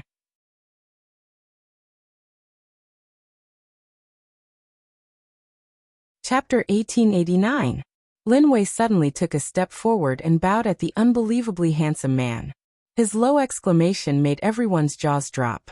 Jamil was so shocked that he blanched, unable to snap back to reality for a long time. Young head? A man that Lin Wei addressed as young head. A man that even Lin Wei, one of the 4 leaders of an Hun group, had to treat with respect. Jamil was not the only one who was stunned. All the students around, including 211 who called Ce a wild man, were stupefied. There was only one doubt in everyone's mind. Who was this man who made Lin Wei lower his head? Amen. Ce grabbed Yunjian's hand and played with it gently in his large palm. His gaze was fixed on her throughout, but he replied to Lin Wei coldly. Ce rubbed Yunjian's soft hand. He did not look up at the crowd, but his innate aura forced everyone to stare at him. After a moment of silence, Ce spoke. His nonchalant manner made it seem like nothing in the world could catch his eye other than Yunjian. I heard that someone called me a wild man just now. As Ce spoke, he brought Yunjian's hand to his large palm and interlocked their fingers. His Xiaojian was beautiful. She was beautiful everywhere. She was beautiful. Her hands were beautiful too. Xiaojian was the prettiest under him. If Yunjian knew that Ce was thinking about this right now, she would probably give Ce a good thrashing. There was no need to guess what Ce was thinking. Since Ce had said that, it meant that he was furious. What angered Ce the most was not that he was a wild man. It was that 211 had just said that his Xiaojian was hiding a wild man? Did that mean that Yunjian was hiding another man other than him? Of course, Ce believed that Yunjian would never do such a thing. In spite of it, 211 purposely made everyone think that Ce was annoyed to hear it. Young master, I'll get rid of the trash now. Even the usually calm Lin Wei couldn't help but break out in a cold sweat after hearing Ce's words.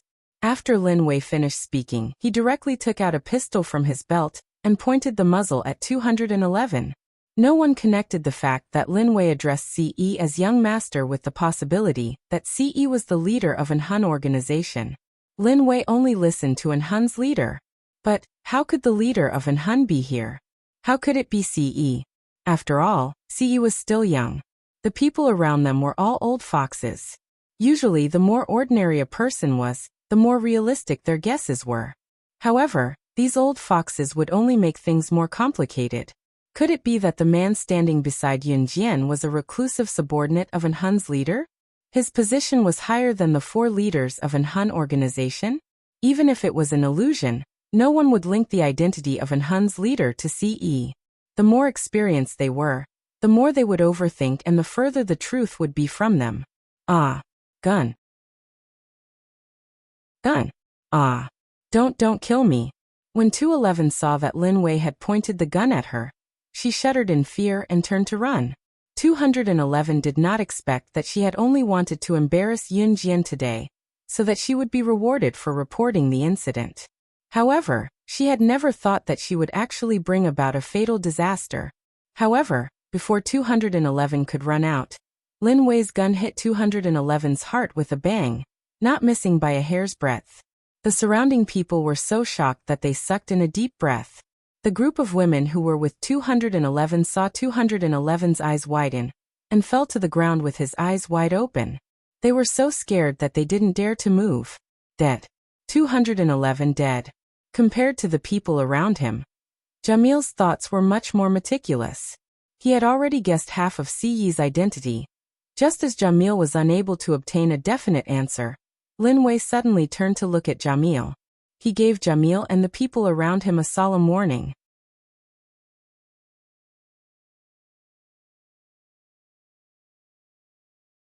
Chapter 1890. On the ground, 211's corpse reminded everyone that she had paid the price of her life for provoking this handsome man. The people around them didn't think much of it, but Jamil's eyes were wide open. Wasn't Lin Wei's words hinting to him indirectly? This handsome man whom Lin Wei respectfully addressed as young master was the leader of An Hun. Oh my God. The leader of An Hun. He actually had an affair with his cohort student.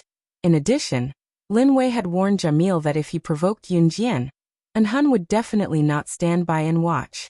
Jamil completely understood why Lin Wei had used such a solemn tone to warn him.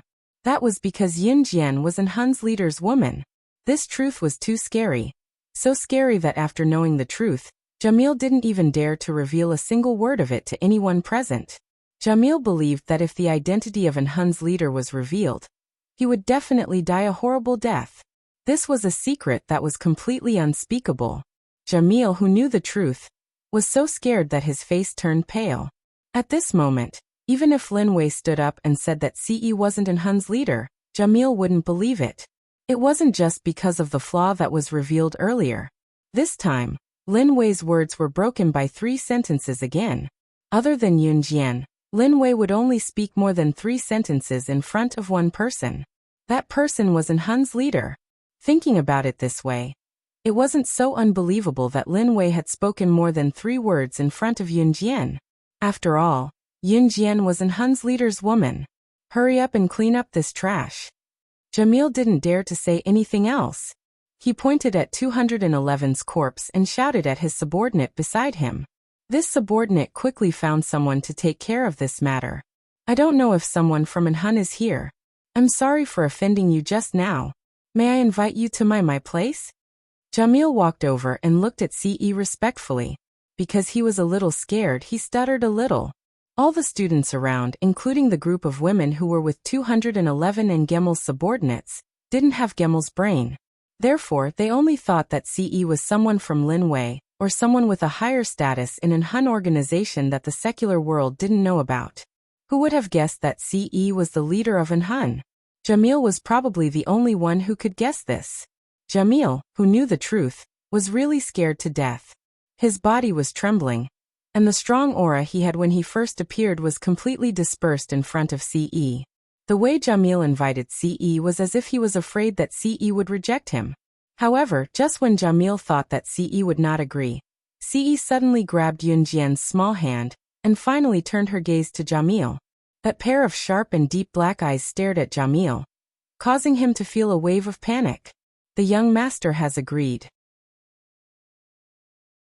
Why aren't you leading the way? Lin Wei glared at Jamil and spoke concisely. Yes. Hearing this, Jamil quickly led the way. That sudden change in his respectful attitude made everyone present feel like they were hallucinating for a moment.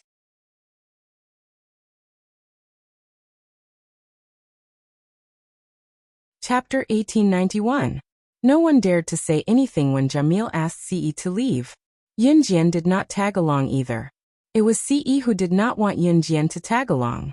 Yun Jian could tell that Ce's gaze when he turned to look at her had a hint of lust. It was like he was plotting something in secret. Before he left, Ce bent down and whispered something that only the 2 of them could hear. Xiao Jian, wait for me tonight. Hearing Siyi's words, Yin Jian was reminded of certain embarrassing scenes. Blushing, Yin Jian pushed Siyi, who was leaning against her, away. It was only then that Siyi flashed a handsome smile and left with Jamil. After being asked to leave by Jamil, Siyi came back around 10 o'clock. However, Yin Jian did not let him have any meat tonight. Siyi was very uncomfortable about it, but he did not force Yin Jian at all. It was just that the soundproofing here was terrible, so bad that, even if one went to the washroom, the people in the dormitory next door could hear them doing so. This was similar to the time when he went to his grandpa's house in the countryside with Chun Sini. Chun Sini's cousin could be heard farting in the room next door. It was mysteriously similar. Moreover, there were many women in the room next door. If Siyi did something weird to her, how could he not be noticed? Hence, Siyi could only hold back his desire. In fact, he wished that everyone knew that his Xiao Jian was only his. The next morning, when the sun was still up, Yin Jian and the others did not even have time to do their morning exercises before Jamil called them to a corner to begin the next round of training. All of you are special forces from all over the world. You must master survival skills in the wild, so from today onwards, all of you will undergo a month-long wilderness survival training. In this month, all of you must use your own hands to search for food. Before entering the forest, I'll give each of you a dagger. Other than that, no one is allowed to bring anything else.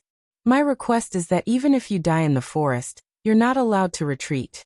I won't give you any tools to call for help. It will only increase the difficulty of your survival in the wild. Now let's go, Jamil said in a simple and clear manner. Survival in the wild was an essential skill for the group of people present. If it was the previous survival training that Yin Jian encountered, they would definitely be given a rescue tool, or something to give up halfway before entering the forest. Here, however, Jamil would not give them the chance to give up. If you can't make it, you have to die. This kind of training could increase a person's fighting spirit by 100-fold. There was no room for retreat, so they could only move forward. What Yin Jian could not understand was why Siyi was with her. Moreover, he was still holding her hand as they walked in this place where wild beasts roamed freely as if they were admiring the scenery. Walala. Not long after they entered the forest, it started raining. Without a word, Siyi took off his jacket and draped it over her head to shield her from the rain, before holding her hand to look for a shelter nearby. There's a cave over there. Xiao Jian, let's go hide from the rain, Siyi said as he tugged Yin Jian's hand and led her to a large cave. The cave was rather spacious and the entrance was covered by vines. Siyi was skilled in survival in the wild. There was no need for Yin Jian to do anything. Before long, Siyi had already picked up some firewood and started a fire. Siyi's jacket was wet, but Yin Jian was unscathed because she had the jacket draped over her. Siyi, on the other hand, was drenched from the rain earlier. Yin Jian could tell that the clothes and jacket he was wearing were all bought by her. Their colors had already faded. With a squint, Yin Jian suddenly leaned her head on Siyi's shoulder. She thought that she was blessed. Xiao Jian. Not long after Yin Jian rested her head on Siyi's shoulder, she heard his heavy breathing. In the next second, Yin Jian felt the world spin around her. He flipped over and pinned her beneath him, using the jacket that was not too wet to cushion her. Yin Jian realized what he was going to do right away. Don't. Not here. Yin Jian blushed when he was about to rip her clothes off. Xiao Jian, you're mine, Siyi whispered in Yin Jian's ear. He directly pressed her two eyesore hands above her head.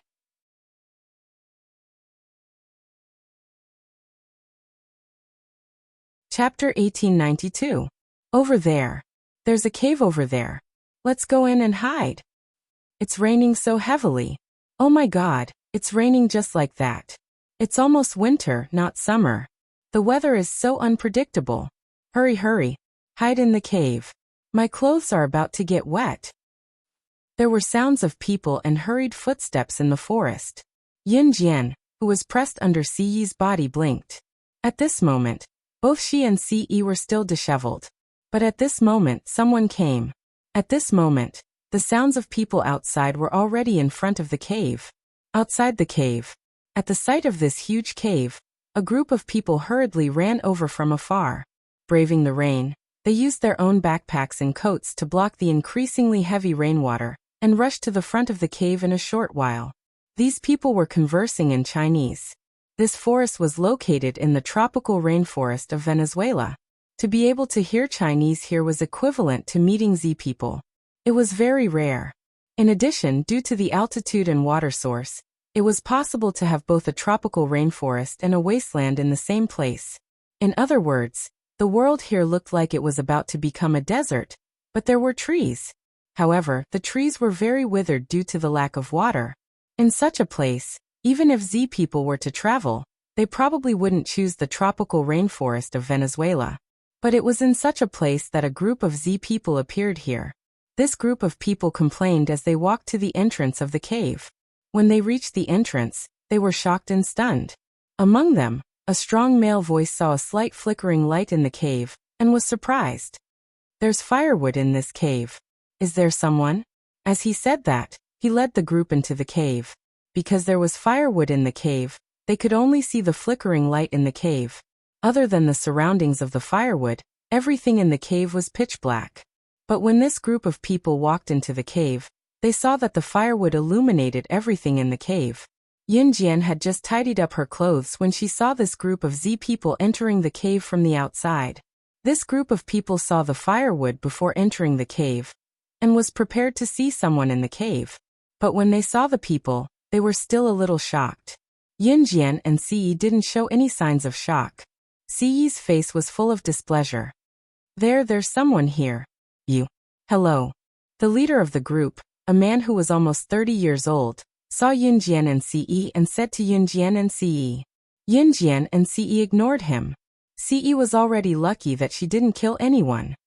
The man did not feel awkward as he scratched his head and smiled at Yunjian and Ciyi. "Sorry, we didn't know there were people here. It's raining outside, so we came in to take shelter." The man laughed and said, "I see that the two of you are also from Z country, right? Haha, my name is Meng Zhang. They are my teammates." The man named Meng Zhang didn't realize that he had interrupted something good. He smiled at Yunjian and Ciyi in a friendly manner and introduced his 4 teammates. Then he looked at Yunjian and Ciyi and asked, "By the way, are you two like us? Are you here to investigate the strange incident that happened here?" Yunjian's eyes flashed when she heard Meng Zhang's words. She asked, "What incident?" "Brother Meng, I think they just got lost in the forest. How could they be here to investigate that incident? Instead of wasting time talking to them, it's better to pack up and continue moving forward when the rain stops." A short man standing next to Meng Zhang said. Meng Zhang looked to be close to 30 years old. He had a crew cut and was straightforward. He had the demeanor of a big brother. The short man standing beside Meng Zhang had an enigmatic expression. He glared at Yunjian and Ciyi, as though Yunjian and Ciyi were his enemies. The short man didn't look good. His nose was a little crooked, his face was thin, and his cheeks were sunken. This short man was called Wu Tianlin. Meng Zhang had 4 teammates. There were 5 of them in total. After Wu Tianlin spoke rudely, Meng Zhang reprimanded him. Then he apologized to Yunjian and Ciyi. "Sorry, he's just like that. He has a sharp tongue, but he doesn't have a bad heart. The 5 of us are part of a small investigation team. You might not know, but not long ago, we heard that someone was suddenly swept into another world. That world is completely different from here. There are immortal cultivators there.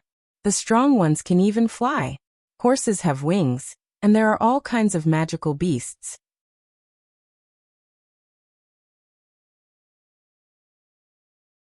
Chapter 1893. Cough, but you guys don't seem to know about this? Haha. If you guys didn't know about this, you'd think I'm joking, right? But we believe that there really is another world, so we came here to investigate. Meng Zhang scratched his head as he spoke. Indeed, this was a very far-fetched thing to say. Another world, and there were cultivators in that world. Powerful cultivators could even fly. Horses had wings, and that was the legendary Pegasus. There were also all kinds of magical beasts. That was simply a world that the author of the novel had randomly made up. If they hadn't seen it with their own eyes, such a place wouldn't exist at all. I feel like I'm getting more and more ridiculous. Seeing that Yun Jian and Si didn't move, Meng Zhang scratched his head, obviously thinking that Yun Jian and Si didn't believe what he said. That's right. How could an ordinary person believe such nonsense when they heard it was true? Wasn't this something that only existed in mythical television dramas? Meng Zhang felt that since Yun Jian and Si didn't come here for the same reason as them, which was to investigate that bizarre matter, as normal people, they definitely wouldn't believe it. However, just when Meng Zhang thought that Yun Jian and Si would think that he was talking nonsense, Yun Jian, who was standing in front of him, frowned. Si, on the other hand, didn't look surprised at all, as if everything was within his expectations. Meng Zhang was shocked. Yun Jian curled her lips and said, I believe you, continue. Meng Zhang hadn't seen someone like Yun Jian in a long time. She actually believed such a bizarre thing? Therefore, Meng Zhang told them everything. That was half a month ago. I heard that someone in this forest was suddenly swept into another world. After that person woke up, the world had changed, and he was surrounded by things that he had never heard of before. What kind of cultivators were that? Powerful cultivators could even fly. Horses had wings, and all kinds of magical beasts. Wait, it was so bizarre that it was unimaginable. However, that person didn't know how he entered that other world.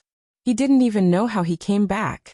After this matter was exposed, many people chose not to believe it. Of course, there was also a portion of people who believed it, such as Meng Zhang and the others.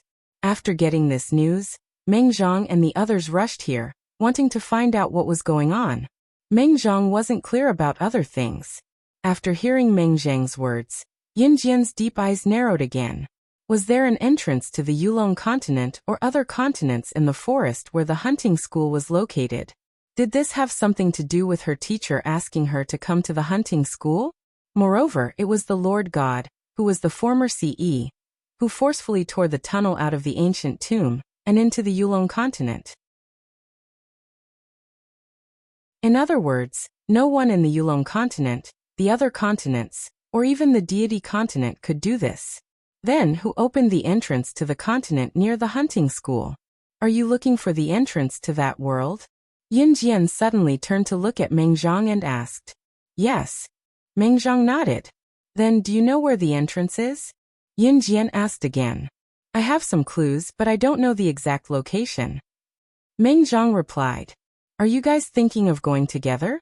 Brother Meng, you can't do that. Look at how skinny and weak they are. What if they drag us down?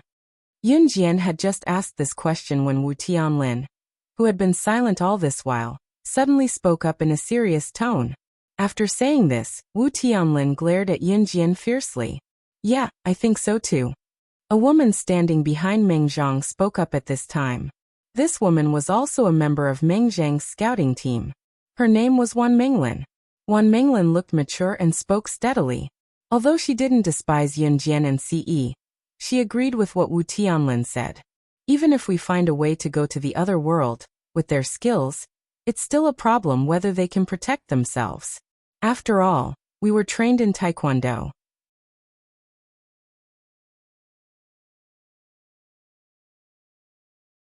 Chapter 1894. After all, Yun Jian and Ce were still young. Yun Jian was still underage, and Ce looked like she was in her early 20s. At this age, she should still be in high school or university, right? She should still be a student, right? Wan Menglin and Wu Tianlin were members of the scouting team, and Meng Zhang was obviously the leader of the five. Don't blame Wan Menglin and Wu Tianlin for being selfish. That was human nature. Yun Jian's tone just now clearly indicated that she was interested in another world. Therefore, Wan Menglin and Wu Tianlin immediately assumed that Yun Jian wanted to join in the fun. After all, she was a young girl. She would definitely want to join in the fun after discovering something so interesting.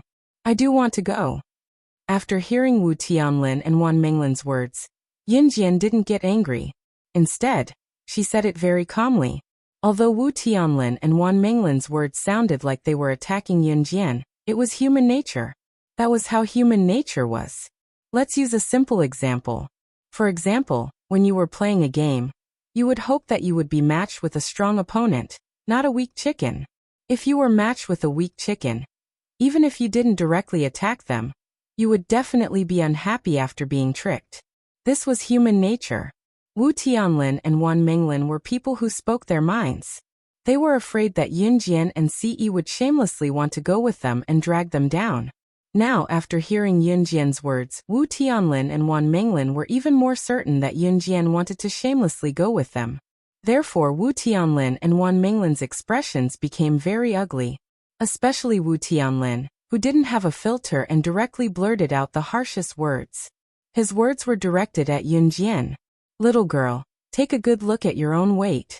You still want to drag us down? You." Wu Tianlin raised his hand and walked up to Yun Jian in 2 steps. He clenched his hand into a fist, then raised it above Yun Jian's head and swung it twice. Wu Tianlin was about the same height as Yun Jian. Yun Jian was 1.65 meters tall. However, even if a man was the same height as a woman, he would still look much shorter than a woman. Standing in front of Yun Jian, Wu Tianlin felt as if he was shorter than Yun Jian. Wu Tianlin raised his hand to place his fist on top of Yun Jian's head, trying his best to raise it up. Before he could finish his words, Yun Jian's voice was heard. Wu Tianlin only felt a large, bony palm grabbing his hand and squeezing it hard.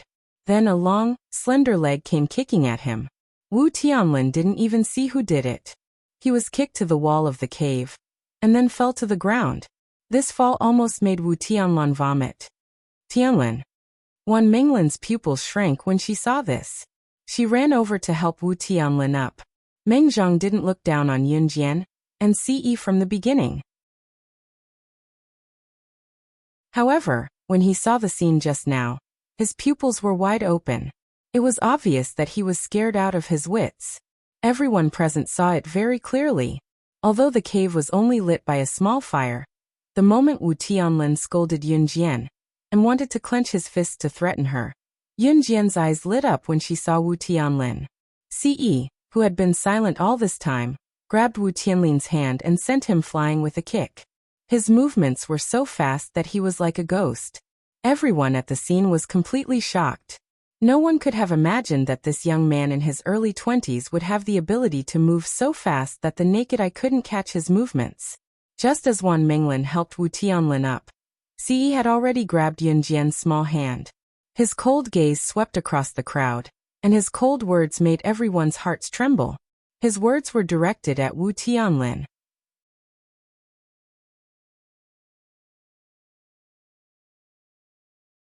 Chapter 1895.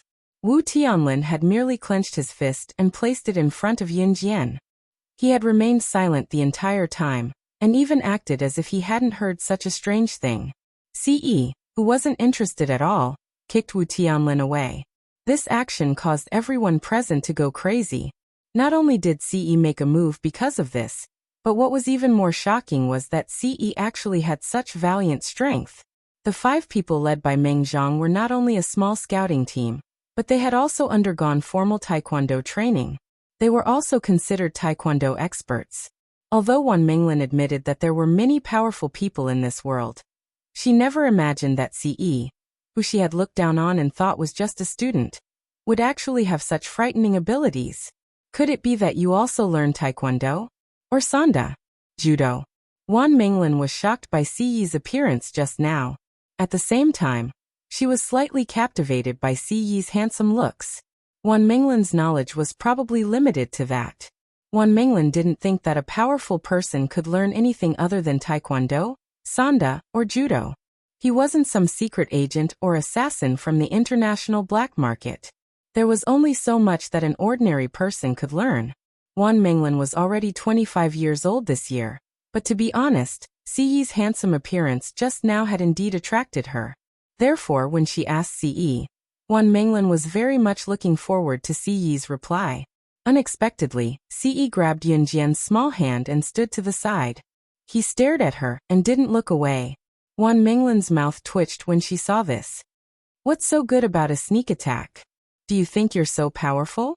Wu Tianlin, who had been kicked by Ce, shouted at Ce when he regained his senses. Wu Tianlin then turned to look at Yun Jian. Perhaps it was because of what Ce had said, but Wu Tianlin didn't dare point fingers at Yun Jian. He just looked at Yun Jian and mocked her disdainfully. She's just a woman who's being protected by a man. She's nothing. Wu Tianlin was obviously a man with a very bad temper. He didn't know how to hide his emotions, but he showed his most irritable side to the public. It was very easy for such a person to get into trouble when he met someone who really played dirty. Wan Menglin was obviously smarter than Wu Tianlan. At this moment, Wan Menglin, who had witnessed Siyi's skills and had developed a favorable impression of Siyi, spoke up. She spoke tactfully but mercilessly to Yun Jian. You're a girl. It's good to be protected by your boyfriend. But for a girl like you, it's better not to go with him. How about this? You don't have to go. Let your boyfriend go with us. When he comes back, he can tell you about the other world. That way, she could be alone with Siyi. Wan Menglin's face turned red as she thought about it. Everyone thought that Yun Jian was very weak. But after Wan Menglin said this, Yun Jian ignored her. Yun Jian just leaned her head on Siyi's shoulder and leaned her full breasts against Siyi's chest. She closed her eyes. Seeing Yun Jian like this, Wan Menglin clenched her fists. In the end, she couldn't say anything. She must be doing it on purpose. Siyi enjoyed this feeling very much. It was soft. An hour later, the rain stopped. Yun Jian and Siyi wouldn't stay here for long. The same went for Meng Zhang and the others. Yun Jian, Siyi, and Meng Zhang's group of 5 had just walked out. A few figures appeared on the right side of the forest. The moment Yun Jian saw them, her eyes narrowed slightly. The leader was actually Mai Dan, who had always been at odds with her. He had threatened her earlier that if she dared to come to the hunting school, he would kill her. Mai Dan walked over step by step. He looked at Yun Jian ferociously. Suddenly, he revealed a strange smile in front of everyone. Then he looked at Yun Jian and said, 16, you're really here. Ha! I've said it before. If you dare to enter the hunting school, I'll make sure you won't be able to walk out of here. Today, I'll make it happen. Looking at Mai Dan's expression, it seemed like he had something to use against Yun Jian. Hearing Mai Dan's words, Meng Zhang, Wu Tianlin, Wan Menglin, and the others' pupils shrank. They exclaimed in confusion, hunting school? 16. This is... Mai Dan thought that Meng Zhang, Wan Menglin, and the others were Yun Jian's friends. Hence, he sneered and exaggerated the truth in front of Meng Zhang and the others.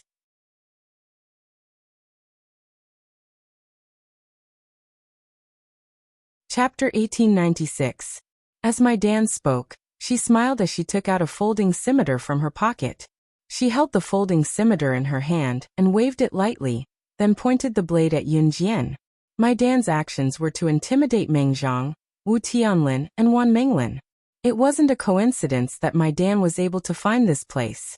From the moment Yun Jian and Siyi entered the forest, Mai Dan had already bribed the person in charge of the hunting school's wilderness survival mission to obtain the location of Yun Jian and Siyi when they were brought into the forest.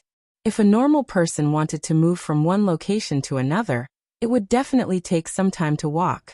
When they entered the forest, it happened to be raining, and there was only one cave nearby that could shelter them from the rain. Thus Mai Dan easily found Yun Jian and Siyi. Seeing Yun Jian standing with Meng Zhang and the others, she naturally thought that they were her friends.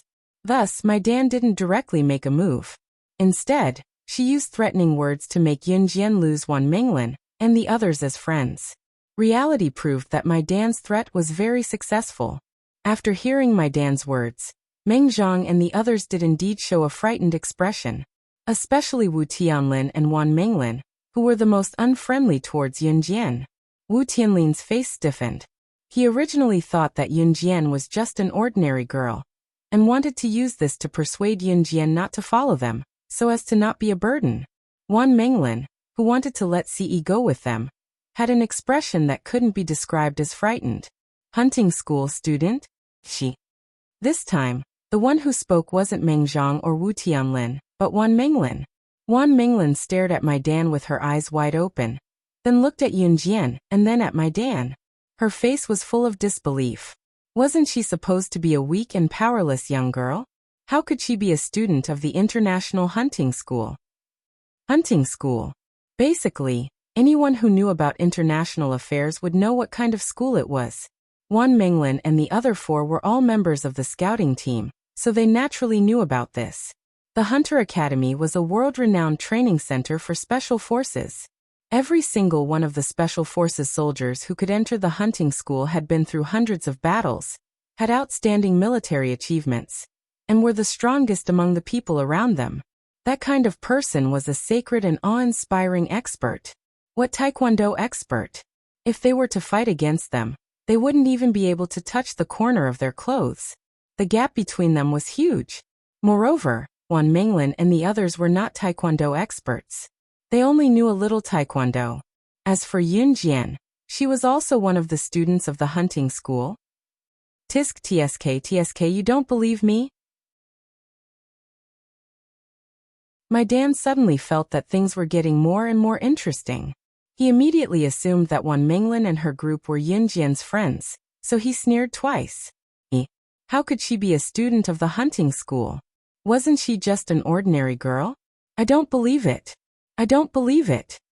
Wan Minglin, on the other hand, was stunned by Yun Jian's identity, coupled with what she had said to Yun Jian before. Her expression darkened, and she looked terrible. My Dan was even more convinced that Wan Minglin was Yun Jian's friend. Look, now she was struggling, insisting that Yun Jian was just an ordinary girl. Yun Jian stood not far away and listened to my Dan and Wan Minglin's conversation.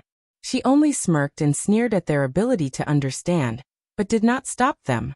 At that moment, Meng Zhang's reaction was much better than Wu Tianlin and Wan Minglin's, but the expression on his face still changed slightly.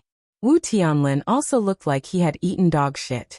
There were a few people beside my Dan. These people were all students of the hunting school. They had been following my Dan since before entering the school.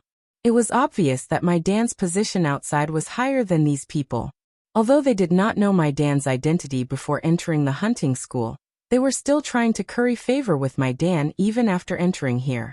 It was obvious that my Dan was not an ordinary person, especially the bald man beside my Dan.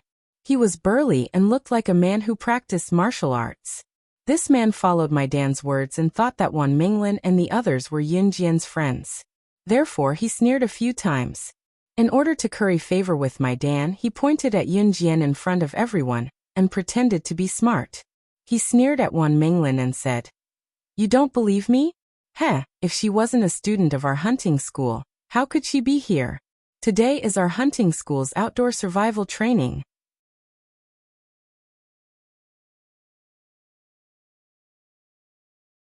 Chapter 1897. After the man finished speaking, Meng Zhang, Wan Minglin, and the rest were even more frightened. If the fact that Yun Jian was a student of the hunting school was unbelievable to Wan Minglin and the rest, then the name of the Enhun organization brought them endless fear.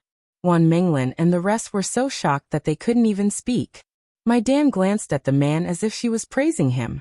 Seeing this, the man looked pleased with himself for being able to please my Dan. Just when my Dan and the man thought that they had successfully tricked Yun Jian's friend, Yun Jian wore a nonchalant smile and said softly, "That's right. Childish, ignorant." After speaking, Yun Jian grabbed Si Yi's hand with her small hand and walked towards the forest at the side. When they left, Yun Jian's cold gaze didn't even look at Wan Minglin and the rest. Even a fool would be able to see it. Yun Jian and Wan Minglin were definitely not friends. Seeing this scene, my Dan instantly felt that he was extremely stupid. Just when my Dan was about to shout and chase after Yun Jian with the dagger in his hand, bang, bang, bang. 3 gunshots rang out. 3 bullets flew past my Dan's head, left arm, and right arm without missing a single inch. After the bullet flew past, it nailed into the tree behind my Dan and went deep into the wood. Seeing this scene, Wan Minglin, Wu Tianlin, and the rest were so scared that they almost knelt on the ground and trembled. They didn't know when Ce had taken out his gun and fired 3 shots at my Dan. At that moment, Ce had already put his gun away. He circled Yun Jian and looked at my Dan and the rest. He warned them seriously, "Don't let me see you again. Otherwise, as students of the hunting school, I will kill you all without hesitation." After speaking, he dragged Yun Jian and left. My Dan was so frightened by Si Yi's words that his body trembled slightly.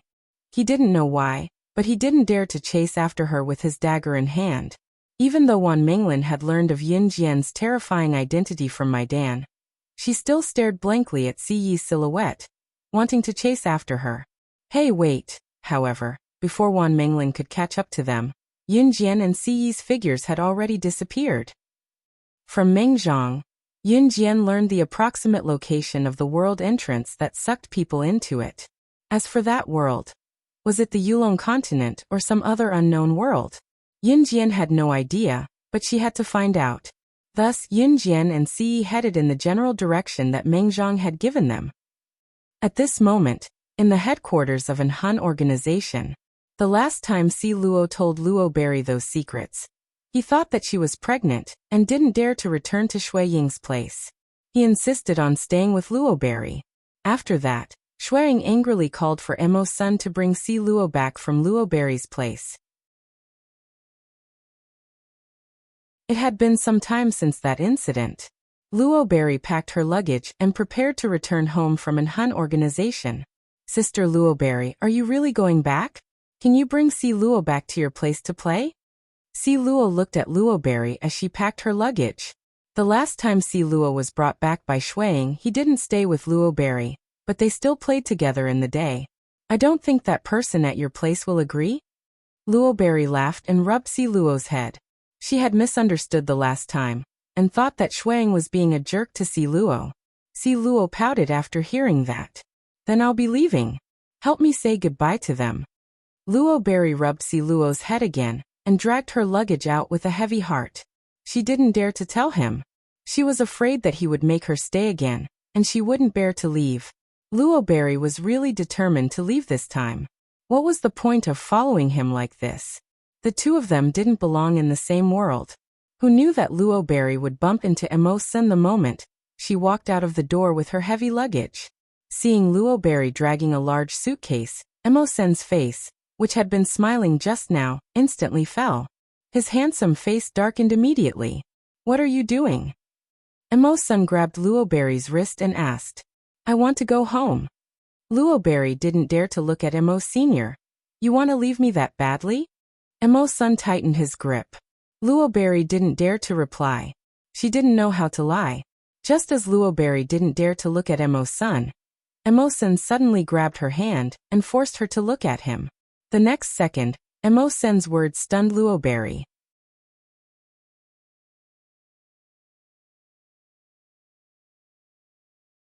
Chapter 1898. Emosen was considered a gentleman. If it were Adam or Shui Ying, one would force himself on her, while the other would force a kiss on her. They would not take the initiative. Although Emosen's tone was very firm, he did not force himself on her, nor did he force a kiss on Luo Berry.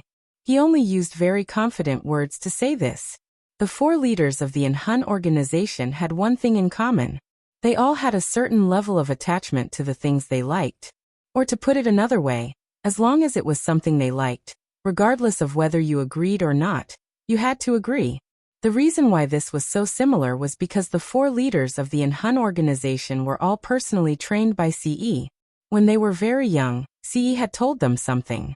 He said, if you want something in this world, take it with your own strength.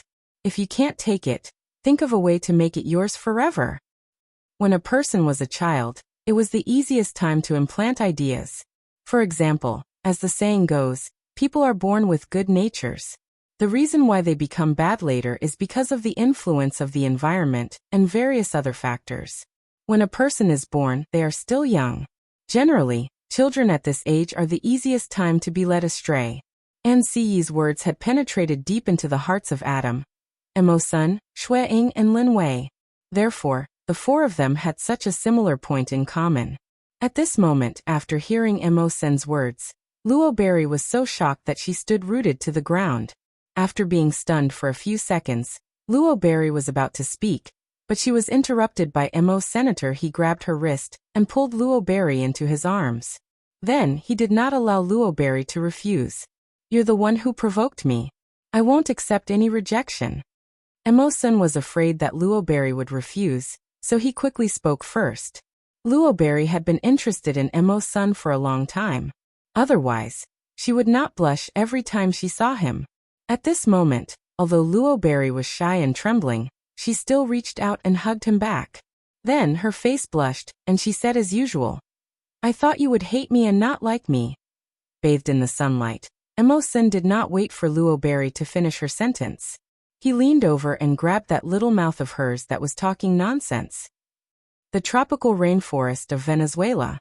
Yin Jian and Ce passed through a large forest and headed towards the place Meng Zhang had mentioned. Since Meng Zhang and company found this place, it indicated that the destination was not far away. Yin Jian and Ce walked for an hour before they arrived at the place Meng Zhang had mentioned. At that time, there were suddenly many temporary houses built with simple materials in the originally uninhabited place. There were people all around the house, making it feel like a paradise. However, this was not a paradise. Everyone here, without exception, had come for the other world in the legends. "Oh ho, 2 more little friends are here. My 2 little friends, this way please." Just as Yin Jian and Ce were blinking at this scene, a foreign man in his 50s or 60s walked over excitedly and waved at Yin Jian and Ce. Seeing the friendly expression on the old man's face and the fact that Yin Jian and Ce did not know the exact situation, they followed the old man. As they walked, the old man introduced himself. "My name is John. You two can call me Old Monster John. This is the nickname that everyone gave me." As he spoke, the white-haired but energetic old man who called himself John turned to look at Yin Jian and Ce, asking with a smile, "What's the matter?"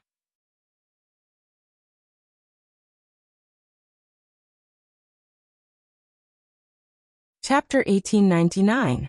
Central Continent. This was the second time Yin Jian had heard of this name. Yin Jian could not help but frown.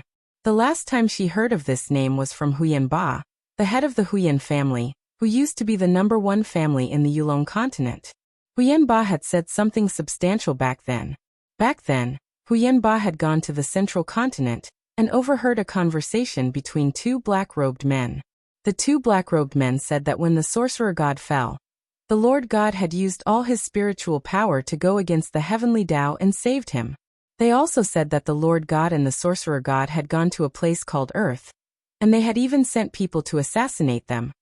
They also said that if Yin Jian and Ce wanted to recover their memories as the sorcerer god and the Lord God, they had to inject powerful spiritual power into the sandalwood box. Later on, when they were absorbing the sandalwood box's memories, someone had interrupted them. Yin Jian believed that all of this was done by the mysterious person. The most important thing now was that since the black-robed men had appeared in the central continent, was the mysterious person from the central continent as well. Moreover, her teacher had asked her to come to the hunter school to find him. Did this mean that her teacher was also from the central continent? Yin Jian's eyes flashed. Her intuition told her that she had to go to the central continent. Little friend? Little friend? Little friend? Hardadef waved his hand in front of Yin Jian's eyes a few times before he managed to get Yin Jian's attention. Yin Jian had not recovered from the shock. She only raised her eyes slightly to look at Hardadef. Haha, from the looks of it, the 2 of you probably don't know the details.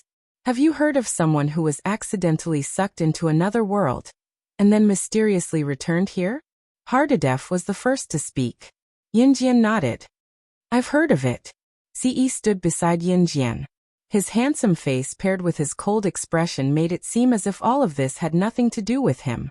He only had eyes for her. The person who was mysteriously sucked into another world was my grandson, Joseph. The world he was sucked into was a place called the Central Continent. This was what the people in that world told him. John explained again as he led Yin Jian and Ce to a row of simple houses. My grandson plans to bring everyone to explore that world. However, we don't know how we're going to go there yet. Let me introduce you to my grandson, Joseph. He's a friendly person. Hardadef said as he led Yin Jian and Ce to a house. There were 4 or 5 people sitting around the table in the house. One of them was a man who was about 25 years old. He had beautiful golden curly hair. This man was John's grandson, and also the one who was unintentionally dragged into the Central Continent. Joseph, these are the 2 new friends. Hardedef introduced Yunjian and Ce to his grandson before turning around to introduce Joseph and the others. Joseph was indeed a friendly person. When he heard that Yunjian and Ce were going to the central continent, he pointed to the benches in the house and gestured for Yunjian and Ce to sit down. It's a very beautiful world. Trust me, I'll definitely bring you there. According to my observations over the past month, the entrance to that world will definitely open again in 3 days. After Joseph introduced himself to Yunjian and Ce, he spoke to Yunjian and Ce. Yunjian was good at replying, but Ce didn't say a word. Joseph's friends were both male and female, and they all welcomed Yunjian and Ce. Joseph's words were filled with confidence.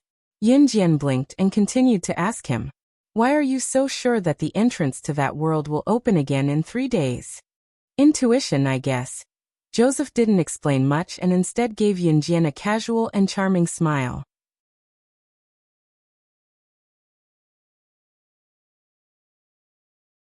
Chapter 1900. Yunjian and Joseph were sitting not far away just now, so Ce had been listening and did not think anything was amiss. When he saw Joseph flashing a bashful smile at Yunjian, Ce was enraged as he pulled Yunjian's hand and walked out. How dare this man named Joseph smile at his Xiao Jian like that? Before Ce could pull Yunjian out of the room, however, Joseph had a sense of justice. Joseph, who had a sense of justice, spoke up to stop them when he saw Ce tugging Yunjian's hand and walking out. "Hey, bro. You're going to break her delicate hand if you hold her hand like that." Ce was not that enraged initially, but when he heard Joseph's words, his piercing gaze was like a murderous sword that was directed at Joseph. Before Joseph realized what he said was inappropriate, he stood up when he saw Ce refusing to let go. His handsome face in the eyes of foreigners was instantly displeased. "Hey bro, how can you treat a woman like this?" Joseph had no idea who he had offended. As he spoke, he went over to pull Yunjian away from Ce. Before Joseph's hand could touch Yunjian, however, Ce had already pulled Yunjian into his embrace and dug his hand into his trouser pocket. It was empty. Where was their marriage certificate? Yunjian was exasperated. She had secretly hidden the marriage certificate that he had been keeping with him before this. Ce, who could not get his hands on the marriage certificate, had a glint in his eyes as he encircled Yunjian in his arms and gave Joseph a sideways glance. "Stay away from my woman." As he spoke, he grabbed Yunjian's hand and walked out. Hey. I told you it's not good to treat a woman like this. What are you doing?" Joseph was worried about Yunjian, so he picked up his jacket and chased after them. When he reached the entrance, Yunjian and Ce were gone. F***ck, that bro isn't bullying a woman, is he? He's not being violent, is he? Joseph hurried after them as he thought about it. Yunjian blinked as Ce pulled her all the way to a cliff. She could feel that he was furious at the moment. However, he held her small hand with controlled strength and did not hurt her. "Where are you taking me?" Yunjian blinked and asked. Ce did not say anything, pulling her hand all the way to a place surrounded by dense bushes with a cliff behind them. Just as they made their way into the dense bushes, Ce pinned Yunjian against the edge of the cliff and bent down to kiss her with heavy breaths. By the time Yunjian came back to her senses, he was already kissing her with a strong sense of jealousy. The cliff was surrounded by trees that were connected to the dense bushes. There was a huge rock above them. As long as one did not walk into the bushes, one would not be able to sense that there was someone here. At this moment, Ce pushed Yunjian against the cliff. In order to prevent the small rocks from pressing down on her back, he placed his large palm on her back. Ce's kiss was ferocious and Yunjian's back felt a lot of pressure, but her back was unscathed. Ce's palm that was pressed against Yunjian's back was scratched by the pebbles, but he did not care. After the kiss, Yunjian wrapped her hands around Ce's neck. She wanted to ask Ce what was wrong, but she felt Ce raise her two small hands above her head with his other large palm, and withdraw his other hand from her back. Yunjian could see that the back of Ce's hand that was pressed against her back was scratched by the rocks. It was even bleeding. "You're bleeding," Yunjian said anxiously. Before Yunjian could finish, however, Ce's bruised hand lifted her leg that was in the skirt forming a 90-degree angle as he leaned forward.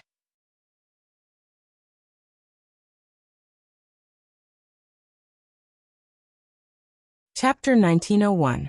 Reality proved that a man like CE who had tasted meat couldn't help but be a vegetarian every day. Even if Yin Jian was stupid, she could tell that he was angry because Joseph was too close to her. She had to admit that she liked CE's angry look. Yin Jian blinked slightly. Her legs were lifted, and she suddenly wrapped her arms around his neck.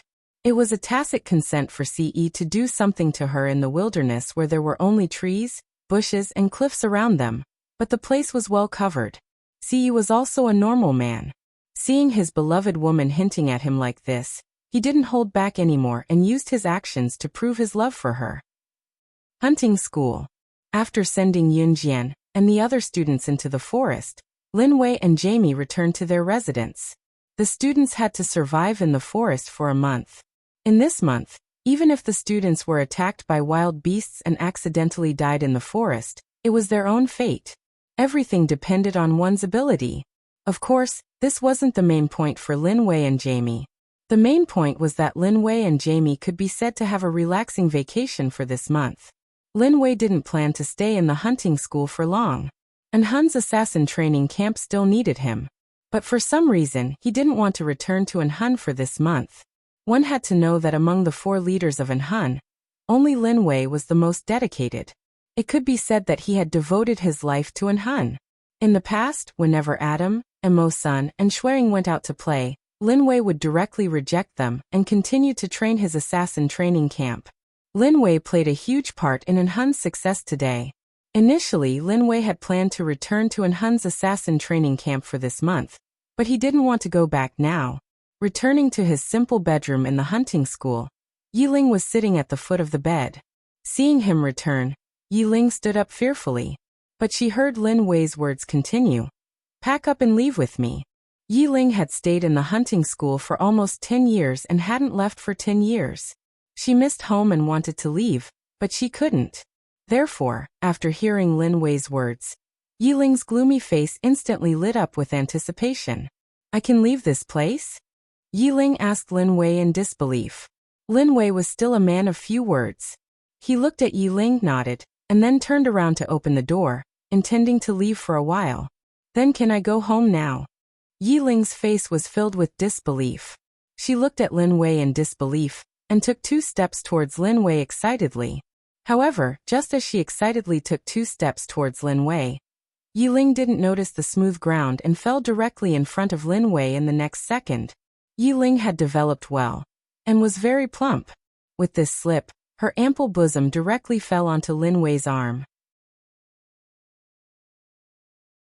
Feeling the warmth, Lin Wei's calm expression changed drastically. Fortunately, Lin Wei's face was facing the door, so Yiling couldn't see his expression. By now, Yiling had realized her rudeness just now. She stood up straight with a blush while Lin Wei's expression returned to normal. "Watch the ground when you're walking. Why are you running around?" To ease the situation just now, Lin Wei coughed lightly and scolded Yiling. Yiling blinked. For some reason, she wasn't afraid of his scolding at all. "Softer, softer, Yun Jian tried her best not to make a sound as Ce pressed her against the edge of the cliff to do something embarrassing. Her face was as red as an apple. Ce kept his eyes on Yun Jian. With a smile on his face, most of his anger dissipated. His Xiao Jian was the prettiest at this moment. Just as Ce was hugging Yun Jian, Joseph's voice came from afar.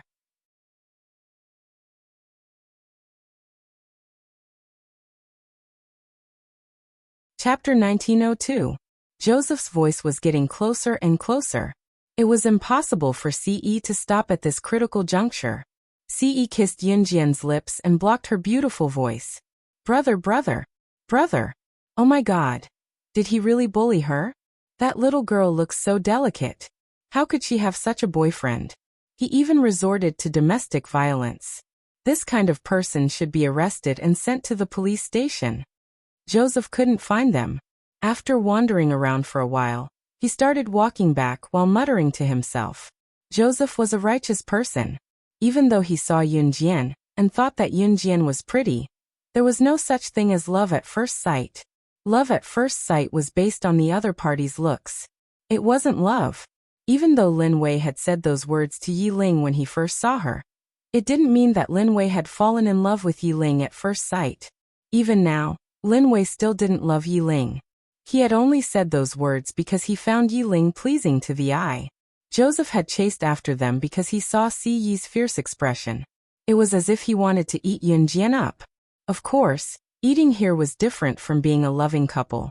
Joseph thought that Si Yi was going to beat Yun Jian up. It was domestic violence.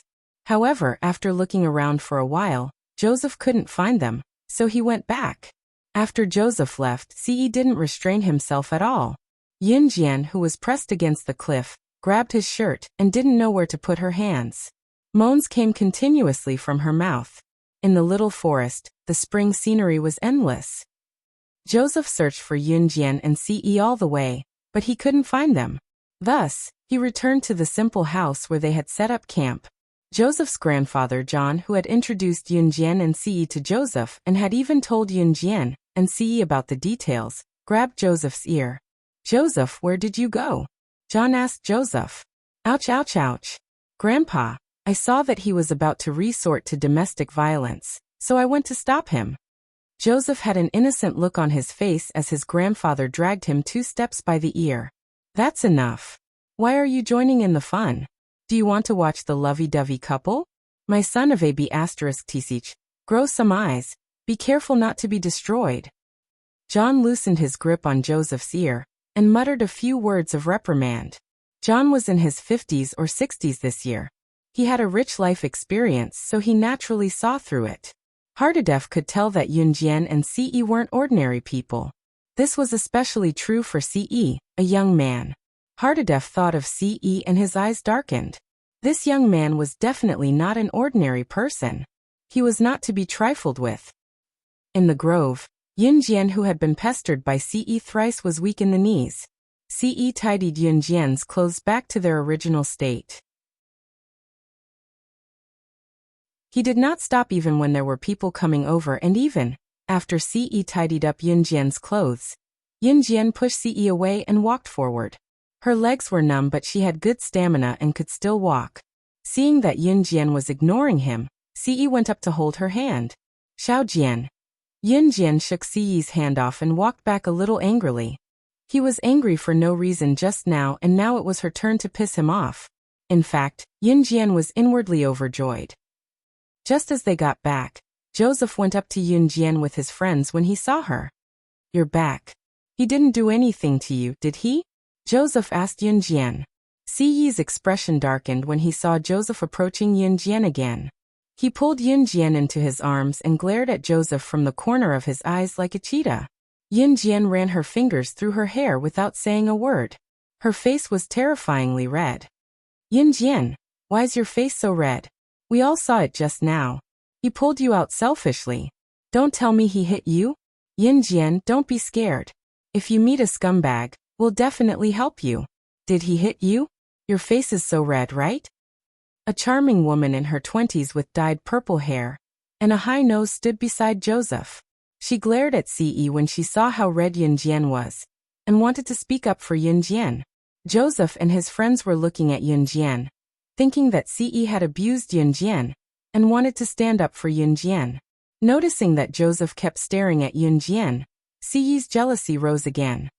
He glanced at Joseph from the corner of his eyes and said without batting an eyelid in front of everyone, "You're the one who's going to make a fool of yourself."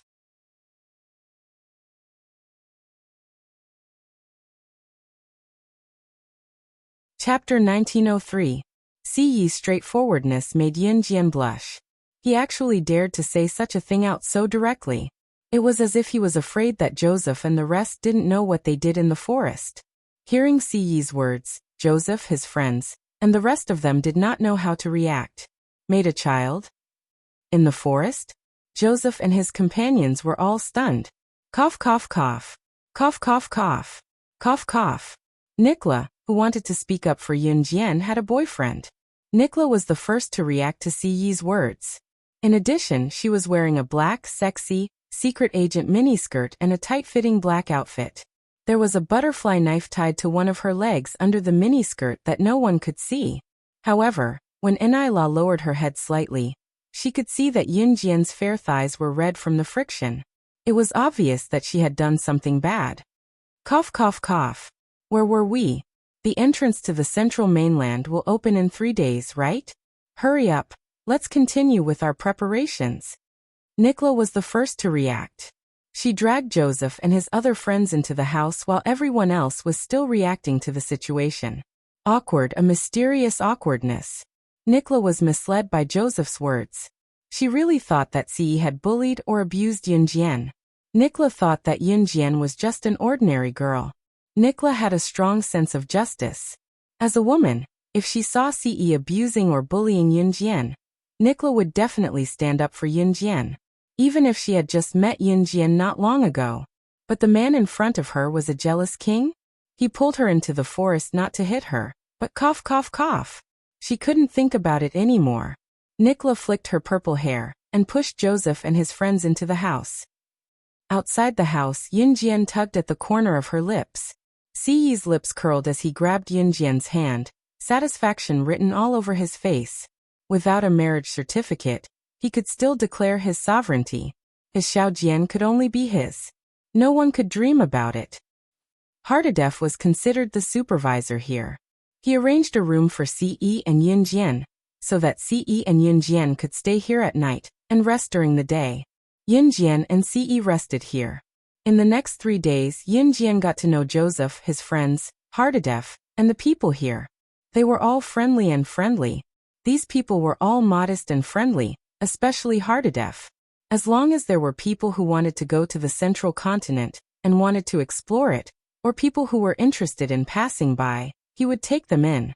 Unfortunately, Meng Zhang and his friends who had interrupted Ce's plan in the cave not long ago were taken in by Hardadef as well. Yunjian, who knew about this, did not appear in front of them, so Meng Zhang and his friends did not know that Yunjian and Ce were here as well. It was only on the 3rd day when Joseph announced that he had found the exact location of the central mainland that Yunjian and Ce appeared in front of everyone.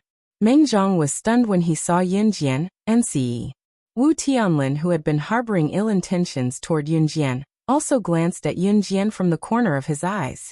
Although he knew Yunjian's identity before this, it was a huge blow to him. Hateful people were hateful. No matter how powerful they were, they could not change this reality. As for Wan Menglin, she could not help feeling jealous when she saw Ce with one hand in his pocket and the other holding Yunjian's hand. Why was such an outstanding man hers and not hers? Was it because she met him too late? Yunjian was also a student of the hunting academy. She was even related to an Hun group. Once she thought of this, Wan Menglin's heart clenched in jealousy. Is everyone ready? To be honest, I'm not sure if I can send everyone back this time. The other world is very dangerous, even life-threatening. If you don't want to take the risk, I advise you to stay.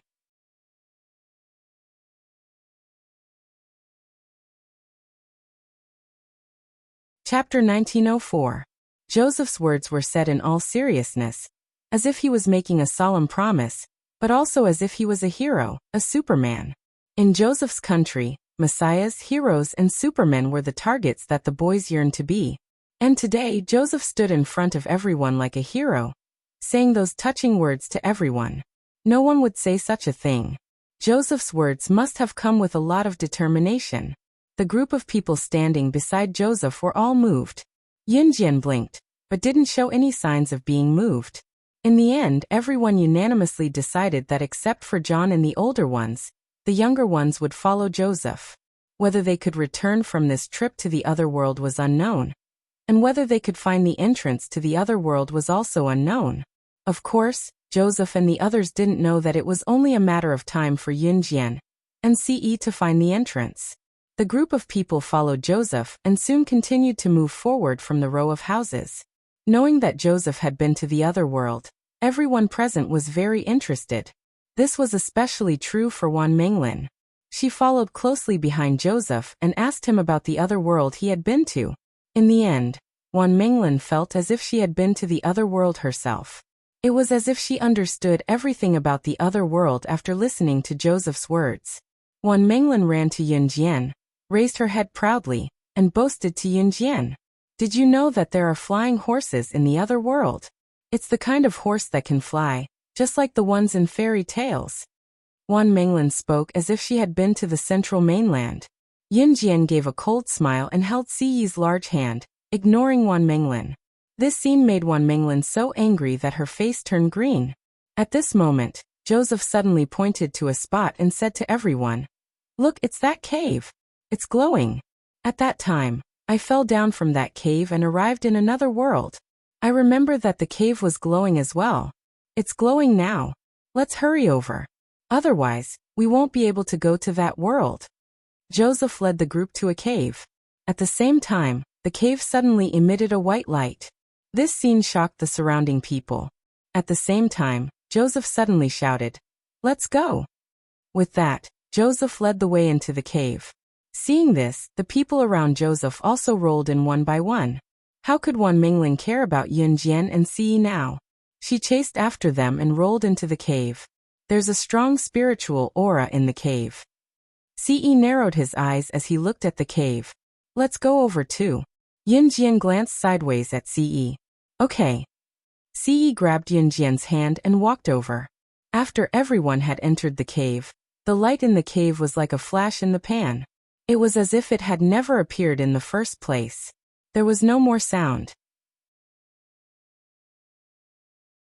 The moment Yunjian entered the cave and was enveloped by the white light, she felt as if she was bathed in sunlight.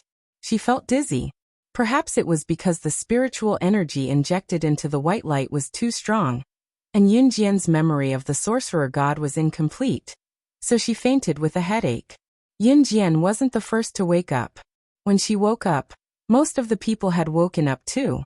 What entered their eyes was no longer earth, but a world filled with white fog and smoke. This was the central mainland. "Yunjian, you're finally awake. Your man is gone. We didn't see him around when we woke up just now. Could he have been transported to another place?" Nikolai walked over after Yunjian woke up and asked Yunjian.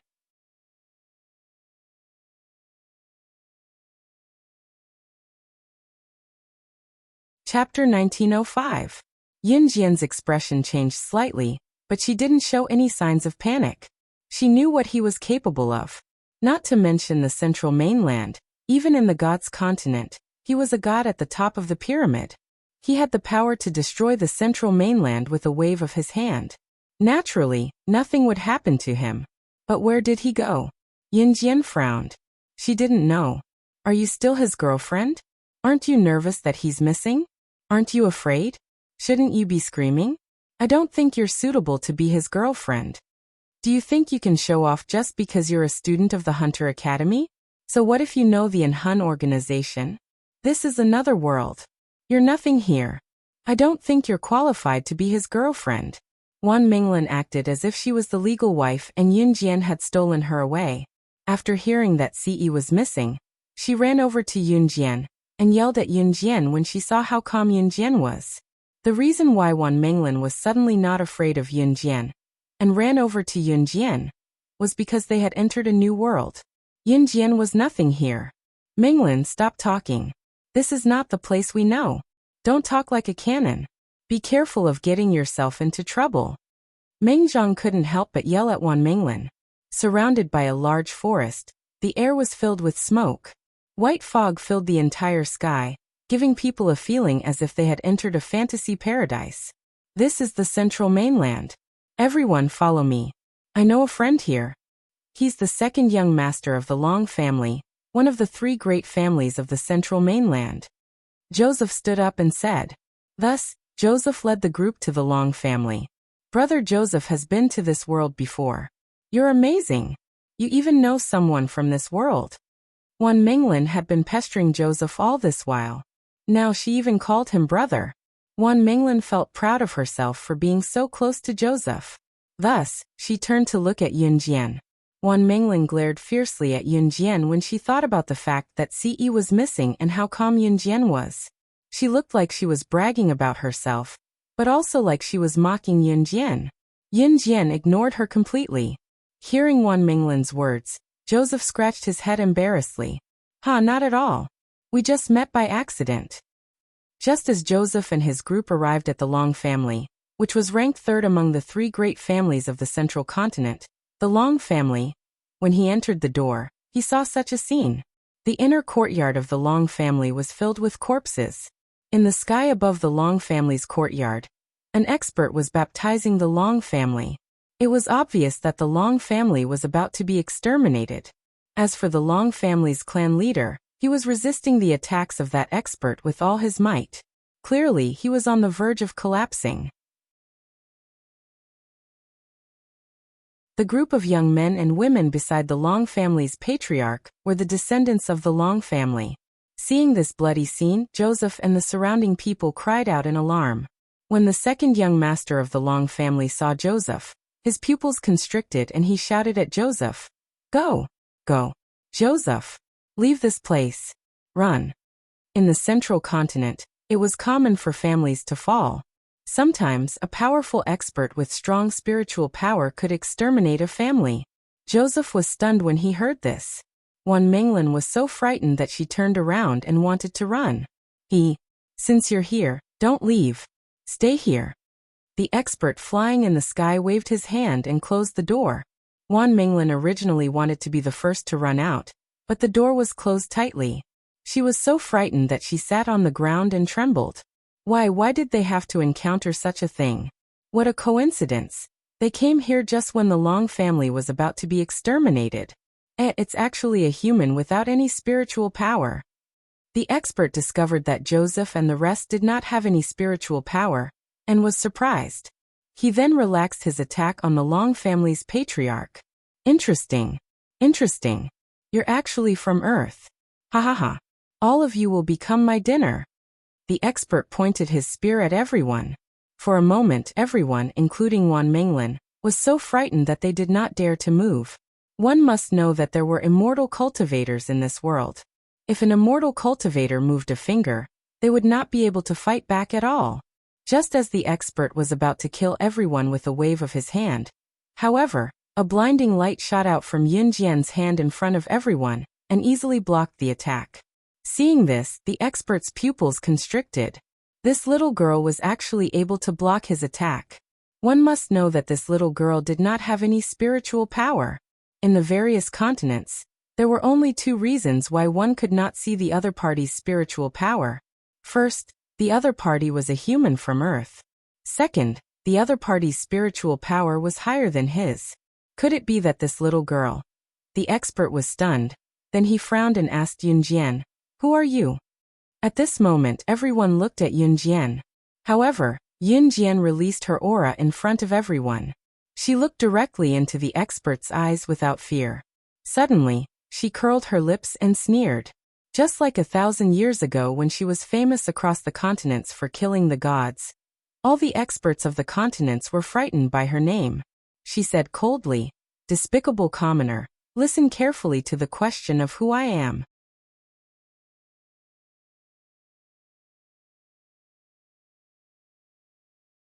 Chapter 1906. At this moment, Yunjian's aura was fully unleashed. That powerful aura made everyone present shudder. Meng Zhang, Wu Tianlin, Wan Minglan, Joseph Nikolai, and the rest felt their hearts skip a beat. Yunjian's words made the powerhouse fly in the air in a daze. He could not react for a while. Not to mention the Long family, the last of the three major families in the central mainland. When Joseph brought his people here, the Long family, who could not withstand the powerhouse's attack and were about to be wiped out, only wanted to curse when they saw Joseph and the rest. Were they stupid? Coming here at this juncture was asking for death. However, the Long family did not expect such a huge change. They were not mistaken. A ray of light flew out from the hand of the human girl, who did not have any spiritual power, and blocked the powerhouse's attack. The girl even called herself Sorcerer Goddess. In the legends, she had been to the gods' continent that no one could reach, or even know if it existed in this world. She had even killed the gods of the gods' continent with her bare hands. The Sorcerer Goddess, the daughter of the Sorcerer clan from the Sorcerer clan of the Yulong continent. The Sorcerer Goddess, the youngest and most powerful of the sorcerer clan. She had led the Yulong continent from the bottom of the tens of thousands of continents to an existence that no other continent could rival except for the legendary god's continent. Back then, the Yulong continent was the lowest level continent among the tens of thousands of continents. The people of the Yulong continent were existences that could be trampled on by any continent.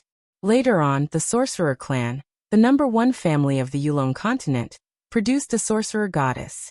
In just a few years, this girl named Sorcerer Goddess led the Yulong continent to become the most powerful continent among the tens of thousands of continents other than the legendary god's continent. Later on, the Sorcerer Goddess fell. Although the Yulong continent was not as powerful as before, it was no longer a continent that could be trampled on by anyone. Later on, there were rumors that the Sorcerer Goddess had been to the god's continent and had killed the gods of the god's continent. The sorcerer goddess of the Yulong continent was a great figure that was respected and feared by tens of thousands of continents. The most appropriate example was that if the immortal cultivators of the tens of thousands of continents had children who were fooling around and refused to cultivate spiritual power, the parents would only need to say in front of their children, "Stop fooling around. If you don't listen to me, I'll let the sorcerer god eat you." This child would definitely be so scared that his entire body would tremble, and he would immediately run off to cultivate his spiritual power. However, the sorcerer god, who had struck fear into the hearts of millions of people, had already fallen. Apart from the Yulong continent, no one from the other continents knew about the return of the sorcerer god. Therefore, when Yunjian finished speaking, everyone present was dumbfounded. Of course, this was only limited to the expert flying in the sky and the people of the Long family. Ni Kra, Meng Zhang, Wu Tianlin, Wan Minglin, and the others did not know the meaning of the two words sorcerer god. Seeing that everyone was stunned, Wan Minglin was also stunned. Then, she glanced at Yunjian disdainfully. In front of everyone, she wanted to be in the limelight, so she said, "What is sorcerer god?" After saying that, Wan Minglin looked at Yunjian. Her face was full of mockery, contempt, and deep reproach. "Yunjian, what kind of critical moment is this? Can you be a little more mindful? Do you think you're still on Earth? Do you think that if you pretend to be from the Yulong continent, people will give you face? Don't think too highly of yourself. It's fine if you want to die, but please don't bring harm to all of us." Something like this was happening in the Long family of the central mainland. At the same time, in the deity continent. The deity continent really existed, and it stood at the top of the millions of continents. It required a strong spiritual power to open the passage to the deity continent. Similarly, to leave the deity continent to go to the millions of continents or Earth, one also needed to open the passage. There were no more than 10 deities on the deity continent who could open the passage to or from the deity continent. Therefore, even if the deities on the deity continent really existed, they could not stand in front of everyone. The deity continent, the temple. The temple was the symbol of the deity continent. At the same time, it was also the place where the ruler of the deity continent lived. It symbolized supreme glory. All the deities on the deity continent were under the jurisdiction of the ruler of the temple. In the temple, an old man sat in the middle of the main hall, eating meat and drinking wine. A man walked in from outside the temple. This man was extremely handsome. His tall and slender figure was so perfect that it made people gasp in amazement. Even the splendor of the divine hall was overshadowed by his handsome face. The old man took a bite of chicken. When he saw the man, he was stunned. Then he cheered. "Yo, the ruler of our deity continent, the Lord Divine Lord, is finally willing to come home?" As he spoke, the old man took a bite of chicken drumstick and a sip of wine. He looked at the man left and right as if he was looking for someone. When he could not find the person, the old man scolded the man with dissatisfaction.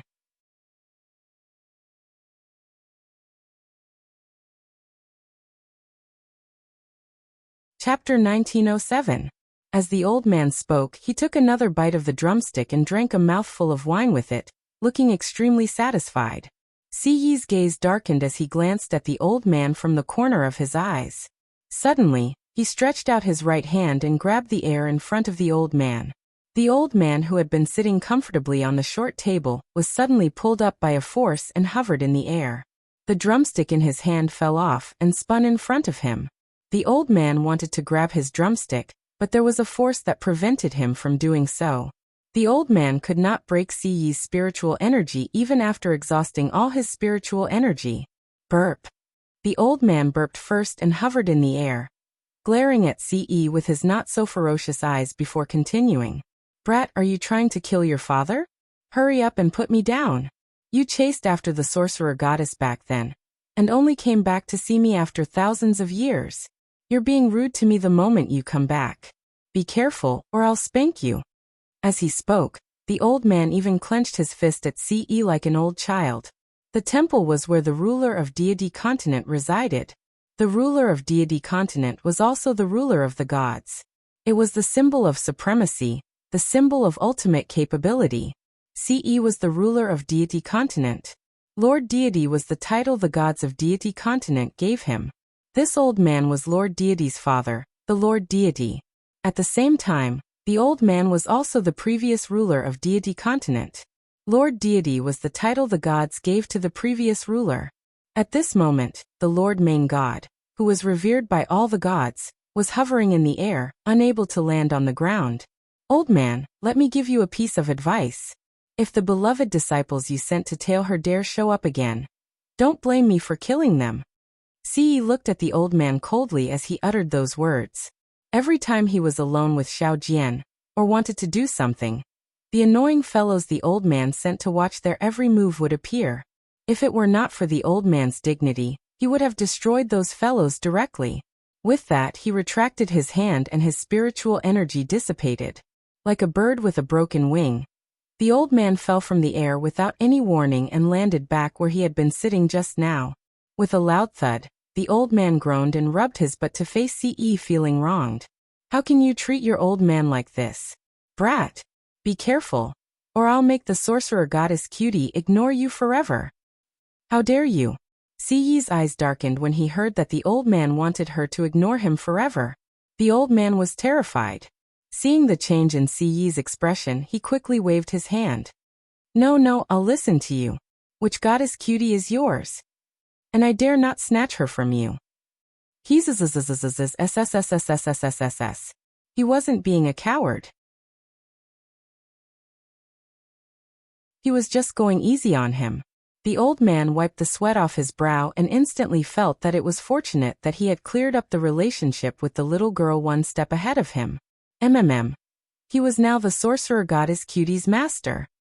On the other side, after Wan Menglan mocked Yun Jian, the surroundings were silent.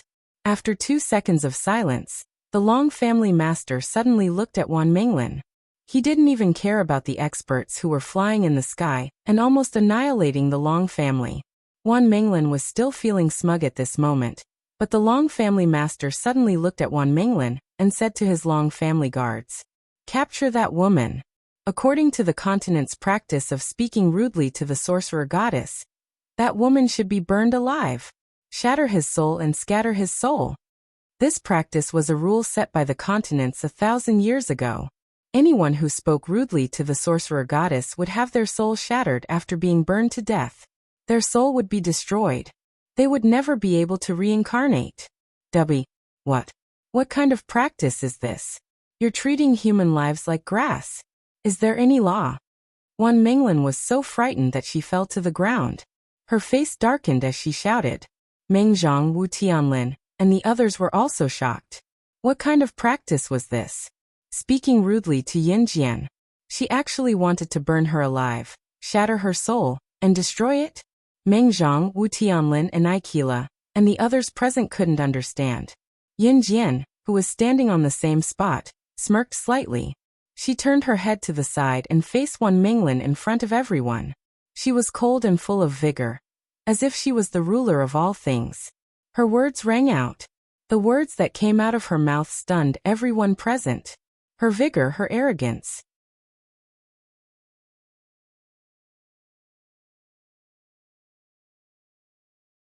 Chapter 1908. The sorcerer goddess was the law of the land. This was not an exaggeration at all. Yunjian had the unique aura of the sorcerer goddess. Even if the Long family and the powerhouses in the sky did not believe it, they could not do it. Who else could have such a strong aura other than the sorcerer goddess? Although they were not within 3 meters of Yunjian, they could not detect if there was really no spiritual power within 3 meters of the sorcerer goddess. However, with Yunjian's aura just now, no one else in the world could do it except for the sorcerer goddess. Sorcerer goddess. The head of the Long family suddenly knelt down in front of Yunjian and shouted. Seeing this, the younger generation of the Long family knelt down and imitated the head of the Long family to kowtow to Yunjian. In an instant, the scene was extremely chaotic. The only thing that was left in the crowd's ears was the words sorcerer goddess. It was obvious that the sorcerer goddess was very impressive back then. Even today, thousands of years later, when they heard the words sorcerer goddess, all the families in the mainland would still kneel down and kowtow to her. In an instant, the words sorcerer goddess shook the sky. The powerhouse who was so arrogant in front of the crowd just now wanted to escape when he saw that the situation was not right. However, Yunjian, who was in front of the crowd, stretched out her hand. She did not even look at the powerhouse. She used her spiritual power to grab the powerhouse's body and squeeze gently. The powerhouse who could annihilate Long family, the tail of Central Mainland's 3 dominant families, all by himself, was killed the moment Yunjian pinched him lightly in the air. Exploded. The powerhouse's eyes widened. The second before he exploded in front of the crowd, he looked at Yunjian in disbelief, but he had no choice but to believe it. In the next second, the powerhouse's body was completely destroyed. Not even his bones could be found. He completely disappeared in front of the crowd. Seeing this scene, the head of the Long family and the rest of the Long family gasped in shock. As expected of the sorcerer goddess, she was so powerful that no one could defeat her. That powerhouse just now had the ability to force the Long family into a dead end by himself. But as the sorcerer deity, Yunjian was able to destroy such a powerful expert with just a pinch of her fingers. Seeing this scene, the people from the Long family sighed, but they didn't want to die. They had seen this kind of scene many times. However, Wan Minglin and the others were so scared that their eyes almost popped out of their sockets. She kill. Wan Minglin was so scared that she stuttered, unable to let out a fart for a long time. However, just as Wan Minglin stuttered for a long time without saying a word, Yunjian suddenly felt a huge wave of spiritual energy around her. She narrowed her eyes and in the next second, her figure flashed and chased in the direction of the huge wave of spiritual energy. Whether it was the Long family or Joseph's group, since she had come to the central continent, she did not plan to stay for long. At this moment, Yunjian didn't say anything and just chased after the figure with huge spiritual energy fluctuations. 2 shadows that were as fast as phantoms shuttled through the forest. In the next moment, the figure in front of him landed on the ground. Yunjian couldn't help but narrow her eyes at someone who could run so far in front of her. This person must be a god from the gods' continent. Apart from the gods' continent's gods, there was no one else who could run so far in front of her before she caught up to them. In the next breath, Yunjian grabbed the shoulder of the figure who was running at high speed.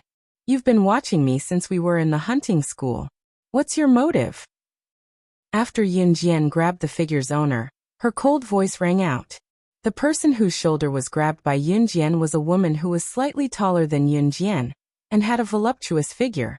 The woman was looking straight ahead, so Yunjian couldn't see her face clearly. Hearing that Yunjian had discovered her long ago, the woman was obviously shocked. However, Yunjian's words rang out again.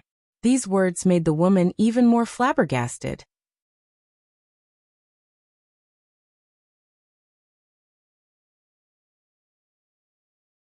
Chapter 1909. If what Yunjian said just now was not shocking enough, the way she addressed her as senior sister was a huge blow to the woman's ego. How did she know? The woman thought so and asked, "How do you know who I am?" "Master met you on Earth, but we've never met. How do you know of my existence?" "He speaks the truth when he's drunk. Apart from me, he only has one disciple." Yunjian narrowed her eyes and smiled. Obviously, Master Bailey spoke the truth when he was drunk. He told Yin Jian that he had another female disciple apart from Yin Jian. The woman was speechless when she heard that. She felt like she had been betrayed by her stupid master. The woman didn't feel like she had betrayed her master's trust when she was caught stalking her and recognized her identity. "All right, since you recognized me, I won't hide anymore." The woman turned around and looked at Yin Jian. What entered Yin Jian's eyes was a woman's face with an ancient charm. The woman had a strong scholarly smell, but her body was so charming that men couldn't stop looking at her. Her seemingly innocent face, coupled with her voluptuous breasts and plump buttocks, made her look cold, gentle, sexy, and a little mysterious. It had to be said that an ordinary person would give off a strange feeling if they were to have these characteristics. However, when everything was presented on this woman, there was a unique kind of beauty that opened people's eyes. Even Yin Jian couldn't help but blink. "I've heard that you're the only disciple apart from me. Strictly speaking, you're my junior sister." The woman reached out her hand to Yin Jian and said boldly, "It's my first time meeting you. I'm Huang Yan, the first disciple of the deity continent's master god." The woman who called herself Huang Yan was very bold and straightforward. She had the refreshing feeling of a heroine. Yin Jian narrowed her eyes and reached out to shake her hand. She rarely shook hands, so the people who could shake hands with her must be people she was happy to know. After shaking hands with him, Yin Jian narrowed her eyes and smiled faintly. "Yin Jian, daughter of the sorcerer clan of the sorcerer tribe of the Yulong continent, sorcerer goddess." After Yin Jian finished speaking, the two of them got to know each other for the first time. When Huang Yan heard this, he curled his lips. "I know you. Master asked me to investigate a lot of information about you. He chased you from Earth to the central continent and asked me to keep an eye on you. I didn't expect that I would be exposed right from the start." As Huang Yan spoke, he drew an arc. Yin Jian was not stupid. Naturally, it was impossible for her not to have guessed the identity of her master by now. Just now, Huang Yan had also said that she was the #1 disciple of the master god of the gods continent. In other words, her teacher was the master god of the gods continent. When Yin Jian was the sorcerer goddess, she had been to the gods continent. Perhaps she hadn't recovered some specific memories yet, but she still knew what the gods continent's master gods represented. The master god of the gods continent was the previous ruler of the gods continent. At the same time, he was also the master god's father. Yin Jian, who knew the truth, curled the corners of her lips. When she thought of her master's childish appearance and the identity of the master god of the gods continent, it was really inappropriate. "Originally, after being discovered by you, I should have taken you directly to the gods continent, but I'm not strong enough. When I came here, it was Master who opened the passage to leave the gods continent for me. If I want to go back, Master will come to pick me up 3 days later," Huang Yan said seriously. "I can open it," Yin Jian answered. "What?" Huang Yan was stunned. "I can open the passage to the gods continent," Yin Jian repeated in detail. After Huang Yan heard this, he was really stunned. "I've long heard rumors of your strength in the gods continent. You've even killed a god from the gods continent. I've always thought that you were able to go to the gods continent because some expert let you in. After all, there are no more than 10 gods in the gods continent who can open the passage to the gods continent."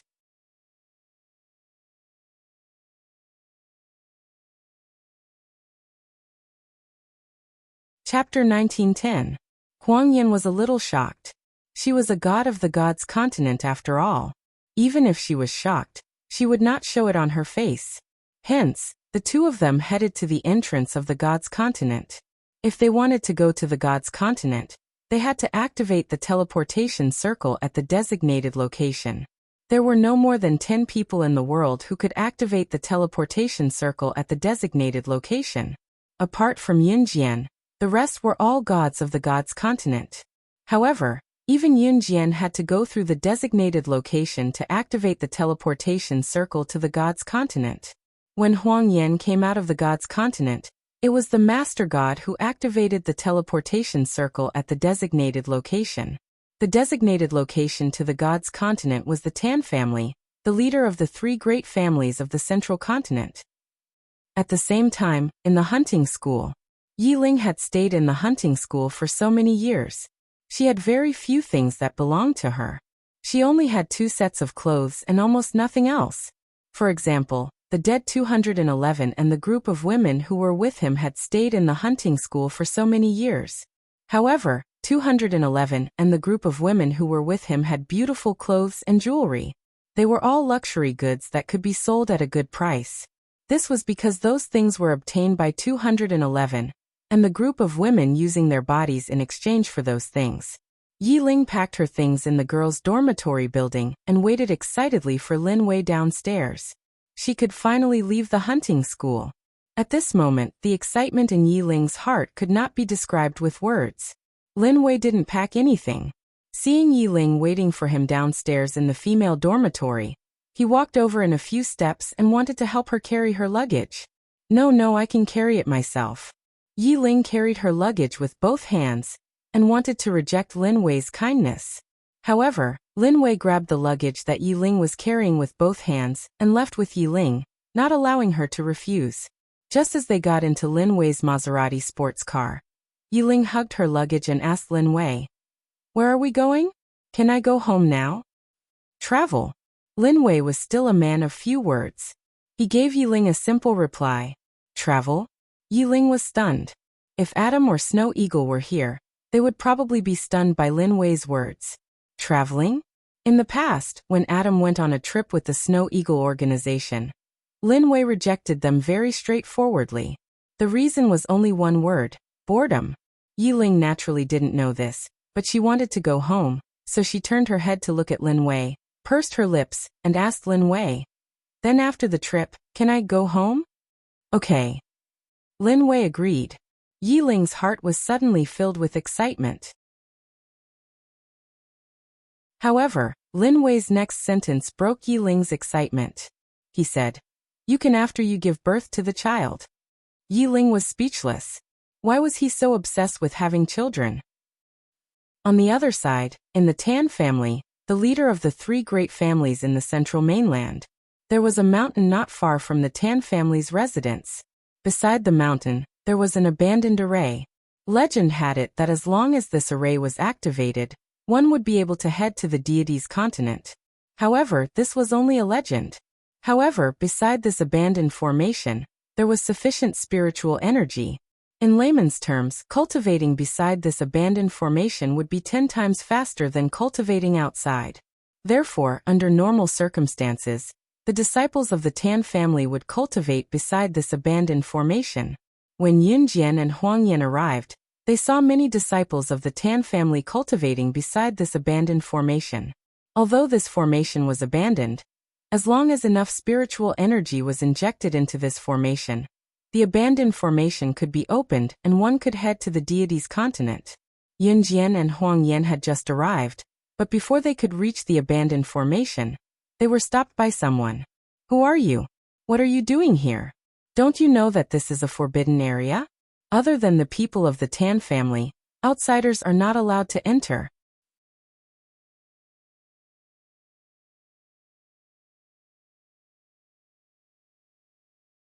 Chapter 1911.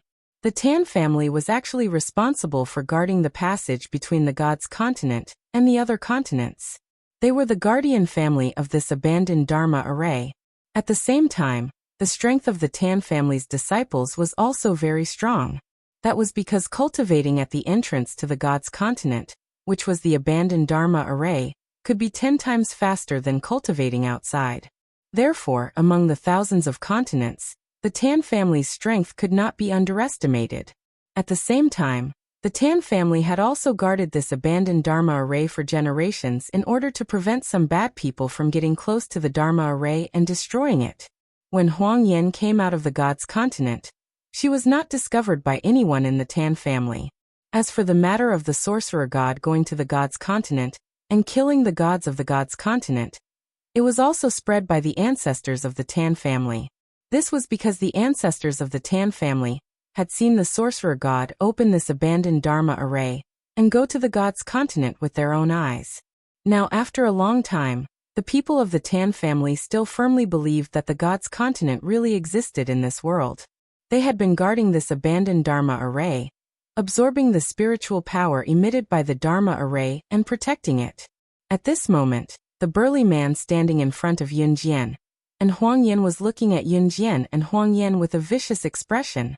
Seeing that Yun Jian and Huang Yan did not move or leave, the burly and muscular man roared at Yun Jian and Huang Yan. "Why are you still not leaving?" After roaring, the man revealed a ferocious expression at Yun Jian and Huang Yan. Ordinary girls, even if they were cultivators, would have been scared away by the man's ferocious expression and terrifying aura. Seeing that Yun Jian and Huang Yan did not move, the man frowned. "Big brother, are you going to be kind again? This is our Tan family's forbidden area. Trespassers will die. According to our Tan family's rules, anyone who enters our Tan family's forbidden area will be killed without mercy. Big brother, you have already let go of 2 people who mistakenly entered our Tan family's forbidden area. If you ignore our Tan family's rules like this, how will you inherit our Tan family's great cause in the future? This time, no matter what, I will not let anyone who enters our Tan family's forbidden area leave alive." After the tall and sturdy man roared at Yun Jian and Huang Yan, a young man behind him led a group of Tan family disciples over. Hearing the young man's words, the tall and sturdy man was the eldest son of the Tan family, Tan Ming. At the same time, he was also the next successor of the Tan family. As for the young man following behind, the one who had spoken to Tan Ming, he was the second young master of the Tan family, Tan Liang. The Tan family had 2 young masters. The eldest young master, Tan Ming, and the second young master, Tan Liang, were not born from the same mother. Yun Jian could tell at a glance that the person who had just roared at her and Huang Yan, telling them not to leave quickly, was the eldest young master, Tan Ming. The Tan family had 2 sons. Tan Ming was tall and sturdy. He was not handsome, but he was the future heir of the Tan family. Tan Liang was the exact opposite of Tan Ming. Tan Liang was handsome and was highly sought after by girls. Tan Liang had been eyeing Tan Ming's position as the future successor of the Tan family for a long time. Just now, Tan Mingchong had roared at Yun Jian and Huang Yan. It was obvious that he wanted to save them. This was the Tan family's forbidden area. According to the Tan family's rules, ordinary people who trespass would die. Tan Ming, who had hurriedly walked over and roared at Yun Jian and Huang Yan, was trying to save them. He wanted them to quickly run away before Tan Liang could arrive. That was why he had revealed such a ferocious expression. Unexpectedly, Tan Liang had been staring at them for a long time. As soon as he heard the noise, he hurriedly walked over. "They just happened to pass by here. There's no need to kill." Tan Ming frowned when he heard Tan Liang's words. He turned to look at Yun Jian and Huang Yan and roared, "Why aren't the 2 of you scram?" This action was also to save Yun Jian and Huang Yan. Yun Jian, who was opposite him, narrowed her eyes slightly. At this moment, a young girl standing not far away stared at Yun Jian and Huang Yan and said, "Big brother, second brother is right. They have broken into our Tan family's forbidden area. They must die." After the young girl finished speaking, she turned her eyes to Yun Jian with a fierce expression. "Speak, what are you doing here? Tell me your purpose and I'll let you die quickly. I'll send you to our Tan family's servants and let you enjoy a round of female family happiness before you die. Then I'll send you to heaven." The young girl who spoke was the Tan family's 5th Miss, Tan Tingling. Tan Tingling's words were not polite at all. The meaning behind her words was extremely unpleasant. This abandoned Dharma array had been abandoned for many years. Other than the sorcerer god, the Tan family had never seen anyone who could open the Dharma array that led to the deity's continent. Therefore, the young girl and the people of the Tan family naturally did not think that Yun Jian and Huang Yan were here to open the Dharma array. Opening the Dharma array that led to the deity's continent was simply something that ordinary people could not do. Even in the deity's continent, there were only a mere 10 people who could do this. Therefore, everyone concluded that Yun Jian and Huang Yan must have come to destroy the abandoned Dharma array. However, just when everyone thought so, they saw that Yun Jian, who was standing in front of everyone, narrowed her eyes slightly after hearing the young girl's words. In the next breath, an ancient and heavenly female voice clearly reached everyone's ears. Hearing this, everyone's faces changed greatly. These words seemed to have come from thousands of years ago, but they were still arrogant.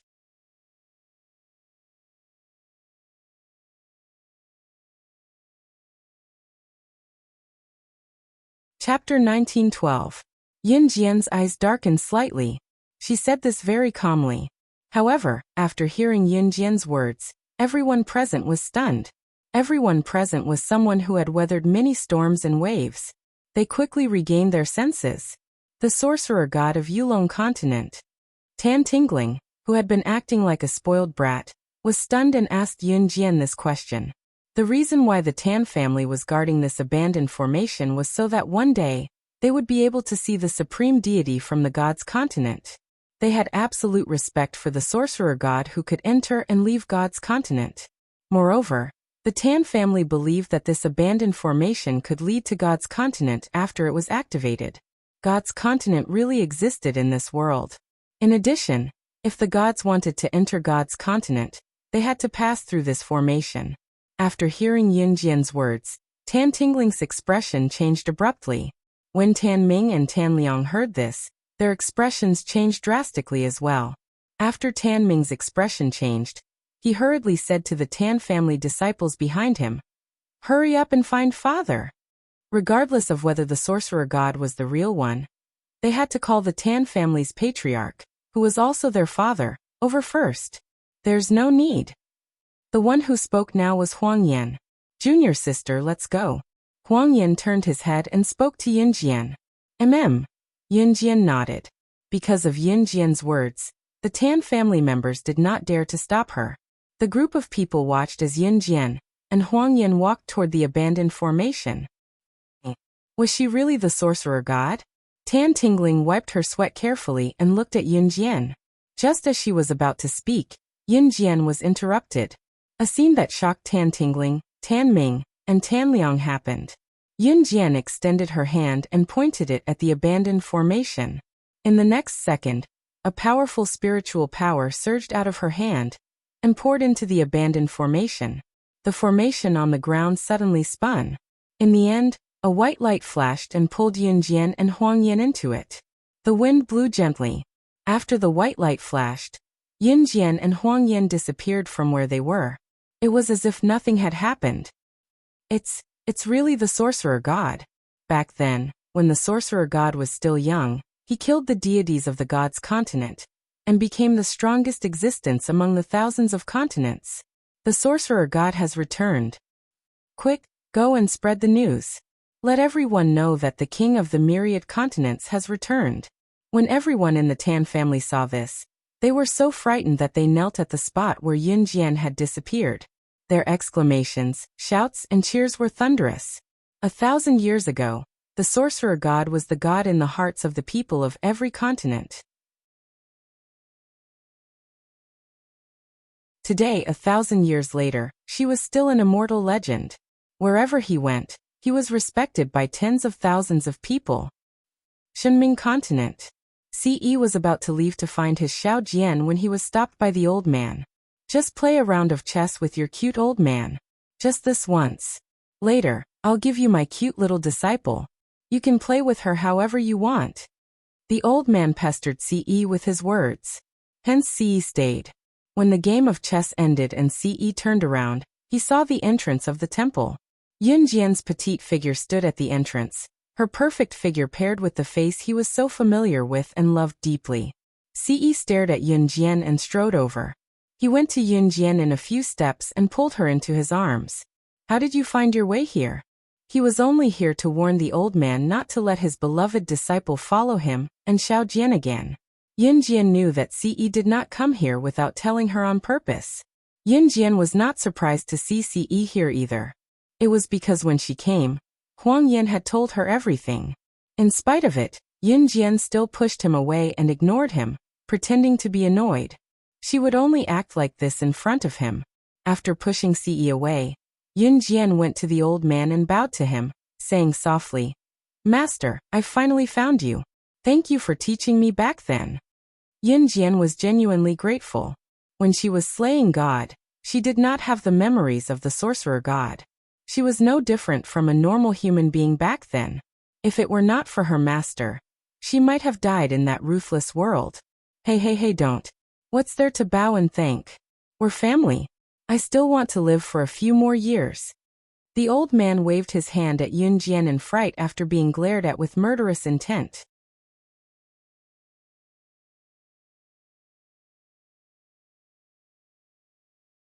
Chapter 1913.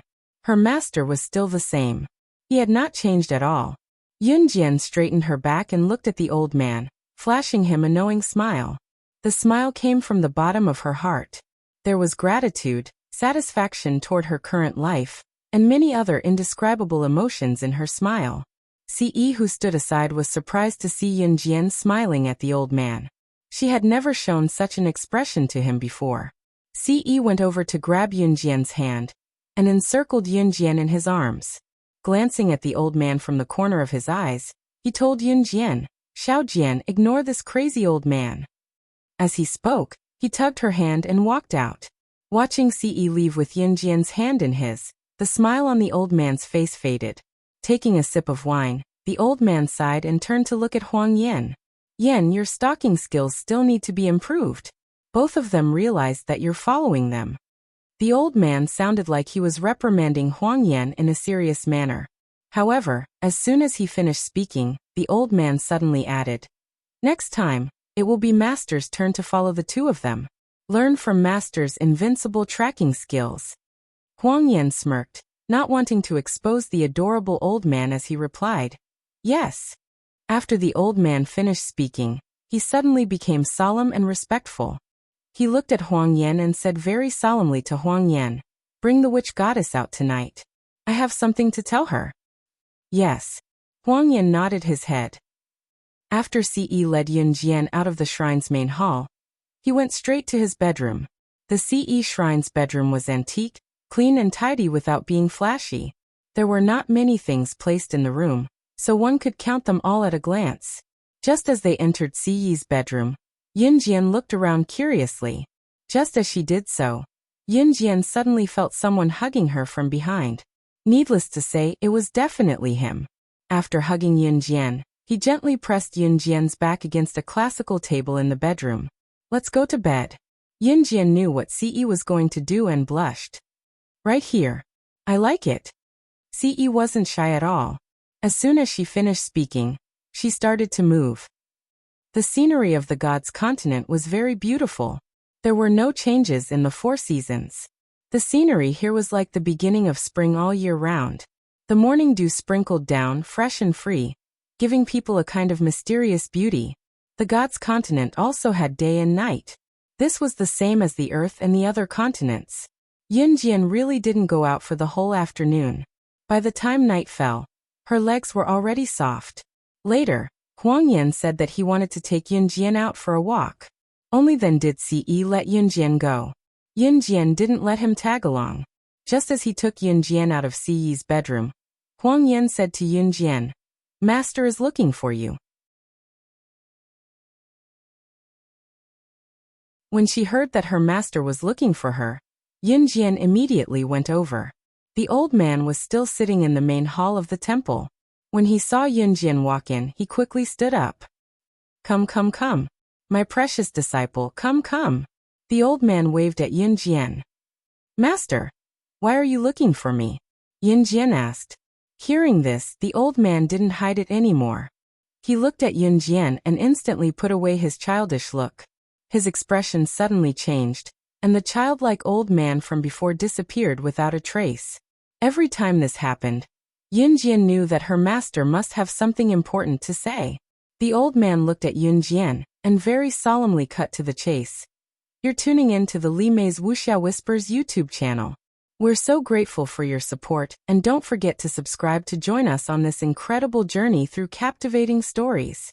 Your generosity through donations truly makes a world of difference, as it's the primary source of revenue that allows me to expand and enhance this channel for you. Thank you from the bottom of my heart for being a part of this adventure."